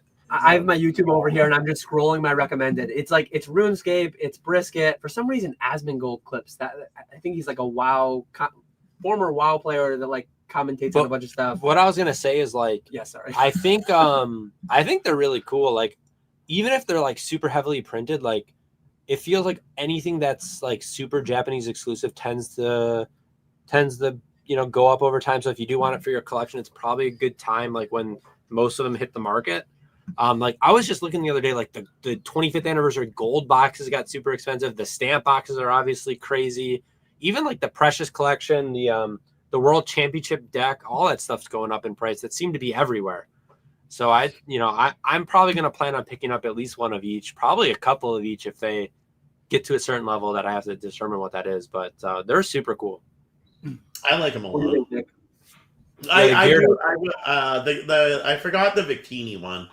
The Gyarados is the best one. I love that one. Yeah, that one's really good. I'm gonna go. I haven't seen them. I don't know which one's which, but like I'm going Gyarados, Latios, or Latias. Probably both if I had to guess, and then Victini. That's probably the correct. That's list. my ranking. Yeah. Oh, man. That's gonna be done. But no, I think they'll be expensive. They'll be good. They're like $15 MSRP. yeah, exactly. I miss the days when it was easy to order stuff on Pokemon Center Japan. Those were the days. I don't think they're that expensive. Maybe for the set. I was seeing the Gyarados for what was it, $150? I thought I saw them in the hundreds. I don't know. Question: what's with the Japanese Pikachu's 120 SVP? They started selling like crazy last week. Did I miss something? There's a lot of like promo buyouts going on. 120 SVP? It's the gym one, I think. I just looked it up. The Wait, Pikachu really? Charizard. I see it's $950 there. Yeah, but I think the GameStop one, the World the Championship. Japanese fighting the Charizard. The Charizard Pikachu battle gym one. Okay. The Greninja has been going up. This one's been going up. There's a lot of them. There's a lot of promos being bought out right now. I think people are like, people rediscover this every so often, and then people just like, if you spend $5,000 on some random card on TCG Player, you can move the market up like crazy amounts. It's never something I've really done. Anytime I've like targeted a promo to some extent, I've tried to buy things privately. I've tried to just buy, like, when I know people are breaking down Celebrations ETBs, I bought like a lot of these from private individuals mostly. But yeah, if you throw a lot of money at singular cards on TCG Player or even singular products, you can do big numbers. And then the way in this market, the way that people go is like, oh, well, it says it, I'm not going to question it. That's the new price. Last sold was this. It hasn't caught up yet. And people just get nuts over this stuff. There's just so many good promos. And I think people don't like them because they're too cheap.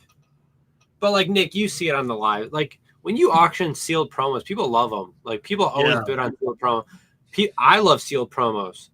It's just, there's so many good arts. And then once it starts moving up, people just panic buy a whole bunch of them. Oh, yeah. Yeah, it's... I think there's so many underrated promos. There's just so many. Fat Belly says, looking to sell some Sun and Moon boxes. How dumb is it to sell them at 80%? I'll buy them all for 80%. Let me know. One thing I'll say. Cash, Fat Belly. Let me know. And Ponga might not like it, but market price is so hard to define on those boxes. Yeah. Like, I will pay 100% if you're looking at the right number. Like, some of these boxes, I literally clipped it this morning from Opus. I said this in my last live stream. Some boxes last sold on eBay $2,000. Last sold on TCG Player $3,500. Low list $4,000 on both platforms. Were they real? Private sale here, private sale there. Like, what's real, what's not? If I'm paying on the 2,000 number, the 2,500 number, I'll pay 100%. If I'm paying on the 4,000 number, maybe I'm 70%. So, like, the percentage thing makes more sense when you're talking about 151 packs. The percentage thing makes more sense when you're talking about gray felt hats, when you're talking about Moonbreons. Things that transact multiple times a day have a very tight market price. Things like Sun and Moon boxes, the market price is this range. It's massive. So it all depends on what you're talking about. I'll literally give you who might be your best buyer. Pokeplumber. Nick, Pokeplumber, he's going to be at New Jersey Clash Con, actually. I'll beat him by 1%. Ponga might beat him, but like, Pokeplumber is a whale. He collects tons of this stuff. He's got crazy collection, crazy inventory, whatever he classifies it as. But reach out to me too. Like, hear my number. Send me a list of what you got. I'll throw you a number. I won't be mad if you don't sell to me. I'll just like bidding on eBay. I'll throw a number out. If I win, great. It'll be an easy transaction. I send PayPal goods and services up front, or you send to me, fully insured, PayPal friends and family on receipt, or you sell to somebody that I know in the space that's going to treat you right too. Alex Nostalgianomics might buy, Nick might buy, Jake Pokenomics, Mason Cardinal, they might buy for their live stream operation. Wheatle Warehouse, like Ray, Shining Cards and Collectibles. There's a lot of people in the space that will probably pay more than 80%. But like, if your 80% is 80% of this massive number that happened one time, private sale here or there, like maybe everyone will be at 60% because that number is not real. Or it might be real, but nobody believes in it enough. So context always matters. I don't think it's like if you want 80% of collector, sometimes that's double what actual market is. Sometimes that's half of what actual market is. So like I might pay you 200% of collector on certain items at certain times, and certain times I'll pay you 30% of collector. Like that's not real. Yeah, like even TCG Player Market is not real on items like that a lot of times. When Fusion Strike spiked, it was saying like cases were like half of what they actually were for like. People say it's like a few days delayed. It was weeks that collector was just completely off because of how quickly it spiked. And I assume they probably use like a large pool of data that kind of determine that number. But yeah, and what I wanted to say, like with Sun and Moon boxes or anything like that, if you're looking to sell, like, yeah, like Dan said, you don't have to sell just because someone gives you a decent offer. Like, just shop it around. Like Probstein is there too. Yeah, 95%. 95% payout. Like, what are we talking about? If the last 3 sales are 2,000, 2,500, 3,000, someone's going to pay you a percentage based off like 2,500 because it's the average of the last 3. If you go to Probstein, you might get 95% of $4,000. Yeah. You might be the new, or you might get $1,500. Like that's the way auctions go. If you time it wrong. But Probstein, when you go, one thing about Probstein, competing service technically, but they pay out 95% above 1,000. If you send it to them and it delivers, it's listed within like 2 days. And they don't hold it to Sundays like me and James do. Fanatics as a platform does. But like a lot of people get it in their mind. It has to be Sunday. It has to be between these times. You have to be facing west when you drop it in the mailbox. Like all these things don't matter as much as people think it does. So yeah, I just gave you like a list of 10 solid options. Pursue each one individually. I think the best option is probably me though, Fat Belly. I know you're looking for. Wait. I know 95% through Probstein. I know you're looking for those super rare Sun and Moon ETBs that I have. We could do a trade with those Sun and Moon ETBs. You just gotta let me know. Going back to the salesman thing though, it's like, hey, I will buy them. I will offer you money. But so will this guy, so will that guy, so will that guy. I can sign things here. Like that's how bad of a salesman I am. That is who I am, what I do. That is on YouTube, not on YouTube. That's the name, the brand. Okay, I have 6 things starred with 12 minutes to go, so we better get going. L-Dub says, what are your opinions on storing your sealed in a storage unit versus building a maze in your house? Always the maze in the house. I've never had and will never have a storage unit.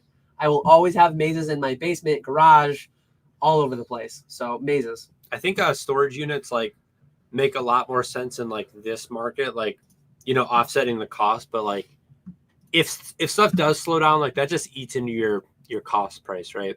Or whatever your profit margin is. So if you could like have a space in your house to maximize value, I think that's probably the best option. What do you think, Nick? Yeah. I like the house idea. I just like having stuff on hand. I don't like having stuff off site. Me neither. Evan wants to know, what are some sneaky pickups? What are all your secret strats for New Jersey Collecticon? Anything that's under the radar in 98% of the people attending. I'm buying $2 cards that are actually 50-cent Japanese mass-produced cards for my kids' binders. So those are my sneaky buys that no one else is going to be targeting. I'm not going for like big single plays there. I'm not the guy to ask. Yeah. Maybe Sun and Moon boxes, maybe XY boxes, maybe something like that. I was gonna say, like, I've never gone to a CollectorCon where I wasn't vending, so I don't really know the experience all that well. But me personally, like, I'd love to pick up like an Evolving Skies box or a Sun and Moon box. The problem with that is like everyone's looking at that stuff right now, and people aren't going to sell it for probably what I want to buy it for. But hey, if there's a sneaky good deal, that's the stuff I'm kind of looking at. What do you think, Nick? I know you're not going to Collecticon. You're going to some lame local show, but what are your sneaky pickups? Just good singles that do good in lives. $5 to $20 single cards, popular Pokemon. Nothing crazy. That you scam people at 200% of market on. Yes. He finally admitted it. Got him. Clip it and ship it. He sells his boxes for MSRP because he's cooking on all the singles. We do MSRP boxes though. We do MSRP boxes. Yeah. Appreciate you, Fat Belly. Fat Belly says staff cards are sleeper pickups. With the continued growth of consignment services, do you think that's where most people will be selling in the future? Why would anyone sell on their own eBay at this point? I am an extremely biased individual, but like if you send to my Fanatics vault, it is fully insured on the way there. If you if you sell it through there, I net out more than you would net out on your own Fanatics account, over $120. To me, it feels like a no-brainer if you're selling there anyways. I don't think it has a massive effect, but I do post the higher end cards on my Instagram. I do stories every Saturday. I do post throughout the week. But know my bias. That's, again, bad salesmanship. But if you want to consign with me, I'm here. If not, there are other great options as well. I abandoned my own eBay because it's like I'm using James, I'm using Probstein, I'm using DC Sports. The combination of those three, when I'm doing on eBay, when I'm doing it on Fanatics, I'm using my own, obviously. So I'm fully on the same page because I've abandoned my own direct selling. What do you guys think? I think if you're looking to build a brand, it makes sense. If you're not really looking to build a brand, it doesn't make sense to sell yourself. So it all depends on what you're looking to do. It's expensive to build a brand in dollars of like you're getting less money because you're getting a lower percentage. You're doing all the work yourself. Again, I'm biased, but it's expensive. And I documented it well. I sold $1.5 million on eBay in 2023, I believe it was. I might be getting my years mixed up, but I didn't get contracted rates. Like I've had conversations with people like, oh, I'm trying to build up my brand. I'm trying to get to where I get my own contracted rates. You might get there. If you get to where you're selling a couple $1 million a year, you might be able to get there. But towards the end, they offered me some number that was like, I'm better off just sending to James, sending to Probstein. I never got there myself, selling over $1 million in a year. So just consider the cost, do the numbers. Like if you want to spend an extra 50 grand selling $2 million worth of stuff on your own account to maybe get lowered from 12% to 9% or something, like, is that actually worth it? And for some people it might be. And some people, I used to do this too. I don't do it as much anymore. I used to sell when James was auctioning, when I was auctioning on Fanatics, $180 Celebrations Charizards. I was using promo rates on eBay and I was selling it for $240. So like I was getting better than I would have gotten through other services, through Buy It Now, through ad rates, and I don't play that game really anymore. But there's an argument for that too. And I think there's other benefits than just getting better rates. I got lucky getting on eBay Live. I would have never got on there if I started doing consignments, consigning my stuff through someone else. Java says can't become the whale if you're stuck feeding the whales. I'm telling you, there are people that consign through me that make a lot more money than I do running the consignment service. That's probably the case for James too. James is getting really up there now. I think he's doing really well with the consignment service. But there are people that you don't know their names. They don't have a public Instagram, or they don't really push it a whole lot. There are people making multi six figures sending through me, sending through James, sending through Probstein. No YouTube. No, you wouldn't recognize them in a crowd. You wouldn't know their name. Maybe that's not like the whale. Maybe that's not like the alpha whale. But there are whales way below the surface, I promise you, that are just benefiting off the names of other people and crushing relentlessly. I don't sell anything under my own brand anymore besides vending at Collecticon. So I will buy packs at New Jersey Collecticon. I will only be there one day. I don't know which day yet. Probably I'm leaning Sunday, looking at the weather forecast. But I didn't want to buy many in Cleveland because I had to go across the border into Canada. Probably wouldn't have been a big deal. Like, oh, I have $50,000 in Pokemon cards to declare and then declare on the way back in. But yeah, so if you see me there, I will have some cash. I will potentially buy some packs from you if you're interested. If you want to, I think James is going to be there Sunday too. Bad salesmanship. But if you want to consign cards with James, find him on Sunday. Drop your cards off. If you want to consign cards with me in Cleveland, I picked up a couple consignments. I'll pick up some in New Jersey as well if you have anything for me for Fanatics there. Pop reports always have mattered. They always will matter. I think it's the most ridiculous thing to say they don't. I know Gray Felt Hat has a 40,000 pop, but I promise if the pop was only 4,000, it would be way more expensive. If the pop was 400,000, it would be way less expensive, demonstrating the fact that yes, supply and demand fundamentals still matter. I understand the sentiment behind what people are saying, but like pops always have mattered and always will matter. That's not negotiable. That's just objective statement of fact. It hurts my brain when people say they don't matter. I understand what they're trying to say, but it's just so silly to word it that way. Does Tonga have a different thought? Anything to add on that? I'll never be someone that ever looks at pop reports. First of all, I haven't graded a card since 2023, so terrible person to ask. But even when I did grade, if the market price makes sense to grade something and I plan to sell it as soon as possible, I don't think it matters to me personally. Now, if you use the example Dan's saying, right, like if a Moonbryon has 200,000 copies versus 2,000 copies or whatever, there's going to be a price discrepancy there. But I'll just never be someone that really cares about pop report all that much.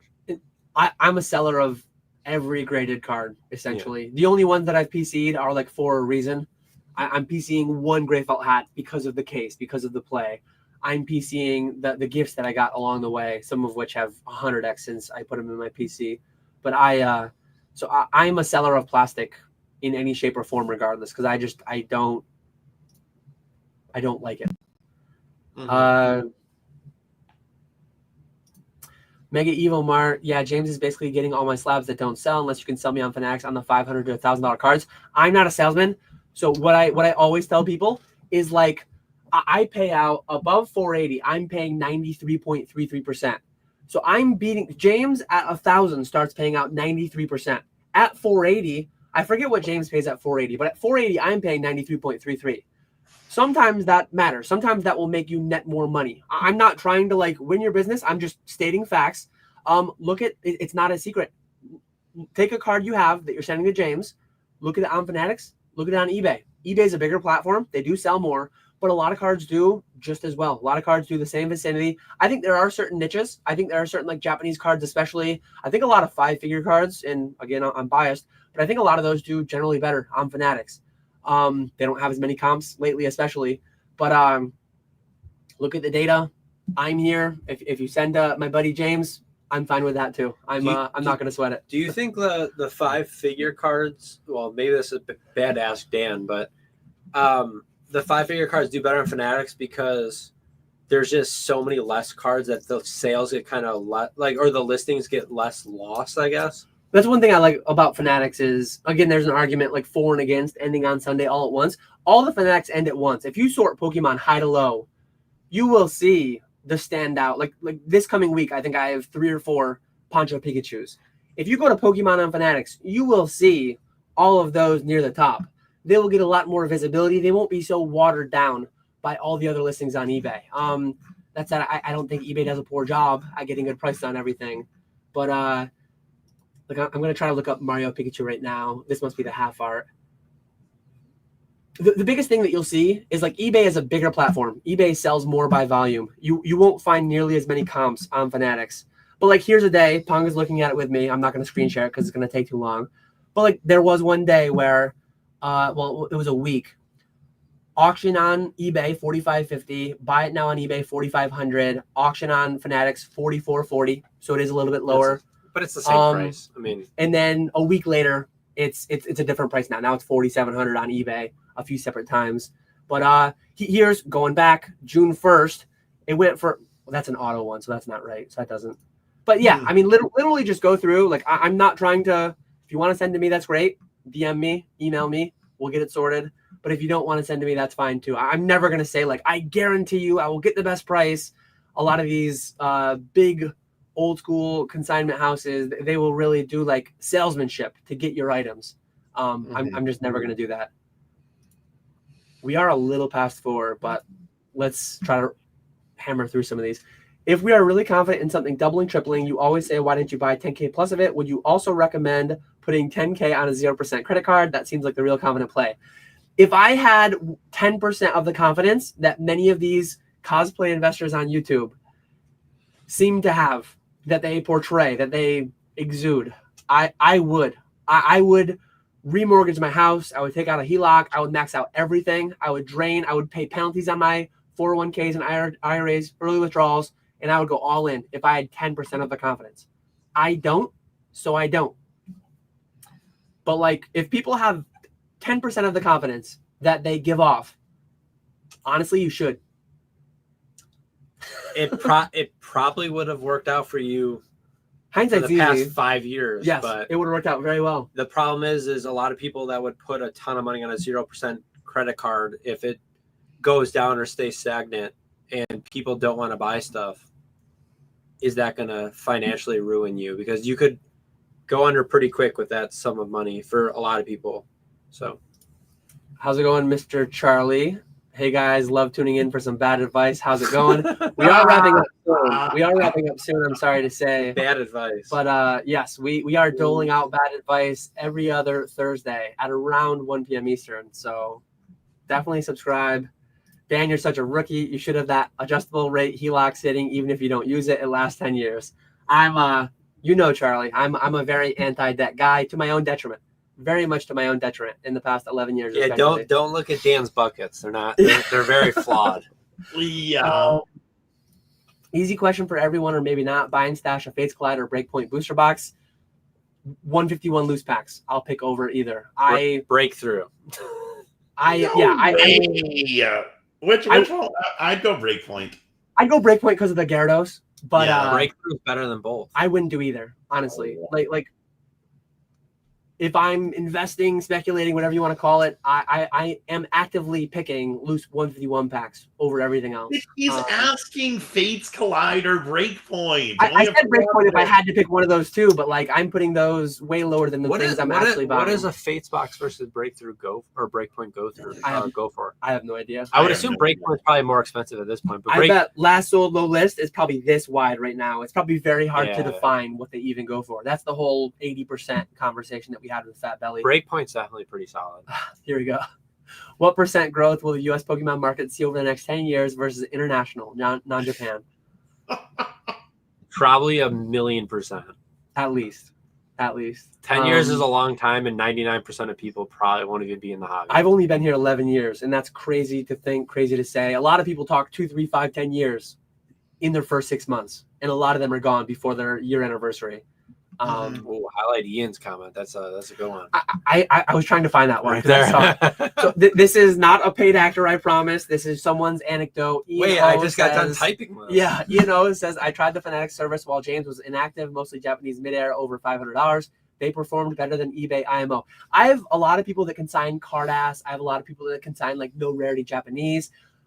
Probably at least half of my consigners also use James.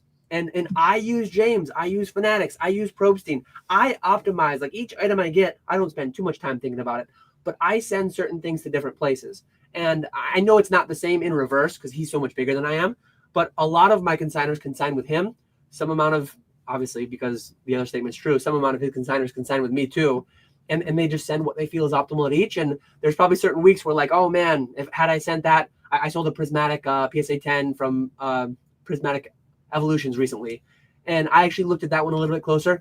There were a couple ones with James I think that week that did a little bit better, but then a different week it's like I got a Moonbreon, he's got a Moonbreon, mine wins one week, mine loses one week. It's just look at the data, consign with me if you want to, consign with James if you want to. It's all good, it's all fine. Couple things, I will be a little bit of a salesman. He does not pay PayPal friends and family. He has scaled past it. I still pay PayPal friends and family. He's not insured on inbound shipping. I am insured on inbound What's shipping. so important about get friends and family? Are you saying that people should pay their income tax? I'm not saying that. I'm just saying I'm not telling you that it's better or that it's worse. But if you want PayPal friends and family, I offer that. He does not offer that. So pros and cons. But yeah, that's there. Ooh, I like. Have you ever played with cross-listing the Facebook Marketplace? Has pretty insane sell-through stats. I'm way beyond Facebook Marketplace ever. I will take the loss in sell-through to not deal with that. Here we go. Loose packs. 151 versus Paldean Fates versus Prismatic Evolutions. 151. Can't sell for at least 2 years. I'm picking 151. It's so interesting, right? Because like I would my instant gut is like 151, but it does feel like out of those three, Paldean Fates didn't seem like it was like printed all as much, right? So it's like I would agree with you there. But like because like it's still a good set, right? It's got Charizard, it's got Bubble Mew, and it's got the really good baby shinies. I feel like randomly it could just be like a $30 pack one day, and it'd be like, what happened here? But yeah, 151 is probably the choice. My pick pretty easily. I would put Prismatic last. I would go 151, Paldean Fates, Prismatic. Mostly because of age. Like that's literally the oldest to the newest. I just feel more comfortable that 151, even though it's actively getting hammered with like booster bundles and Blooming Waters. I just think it's closer to the end. Fat Belly says, when I scan some cards on Alt app, it doesn't show all the eBay listings. Shit's kind of annoying. I think TCG Player, Alt, Pokedata, Pokemon, like there's so many different websites that are trying to do a similar thing. What's Ava's Binders got? Misprint. There are so many websites, so many apps trying to do the same thing, trying to like document data, trying to like forecast. And I think they all do a pretty decent job, but none of them are perfect. Just like the whole consignment operations conversation. There's a lot of options out there. I don't think any of them are like the true answer. Depending on what your goals are, depending on what you're after, I think they're all suitable.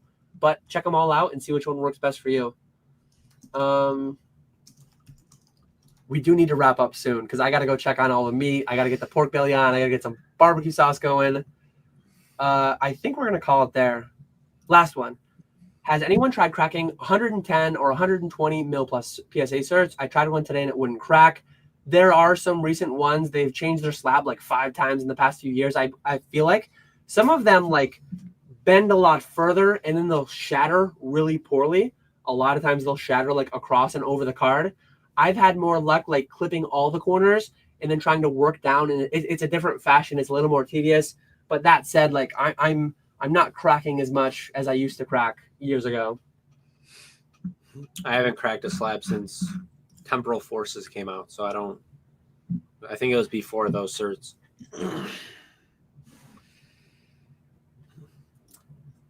Why do you think loose packs go for more on TCG Player than eBay and Seal go for more on eBay versus TCG Player? Is that true? I feel like that depends on what set you're looking at. There's always going to be variance in between apps. There's always going to be platform arbitrage. There's always going to be geographical arbitrage. This is not stocks. This is not even Bitcoin. If you look on Coinbase versus Robinhood versus different Binance, different apps, they're small fractions of a percent that you can make like arbitrage at times. And given that these are, going back, speculative assets, these are not equities, these are not profit producing, like having a intrinsic value. These are very speculative assets. Market price is fairly arbitrary, and it will widely vary between platforms and depending on the day and depending on the time. So yeah, I think we're gonna call it there. If anyone's going to New Jersey Collecticon, Nick won't be there. You won't be able to say hi to him. If you're at that local show somewhere around, if you go to the Wisconsin show, I'll be there. Go say hi to him there if you're there. But if you are a cool kid and you are going to New Jersey Collecticon, come say hi to Ponga and or myself and all the other people going there. It's going to be a good time. Anything to say in closing, Nick? No, thanks for hanging out, everyone. Thrifty will be doing our first stream tonight, so tap on into that one. Have fun, everyone who's going to CollectCon. I'll be jealous of you guys.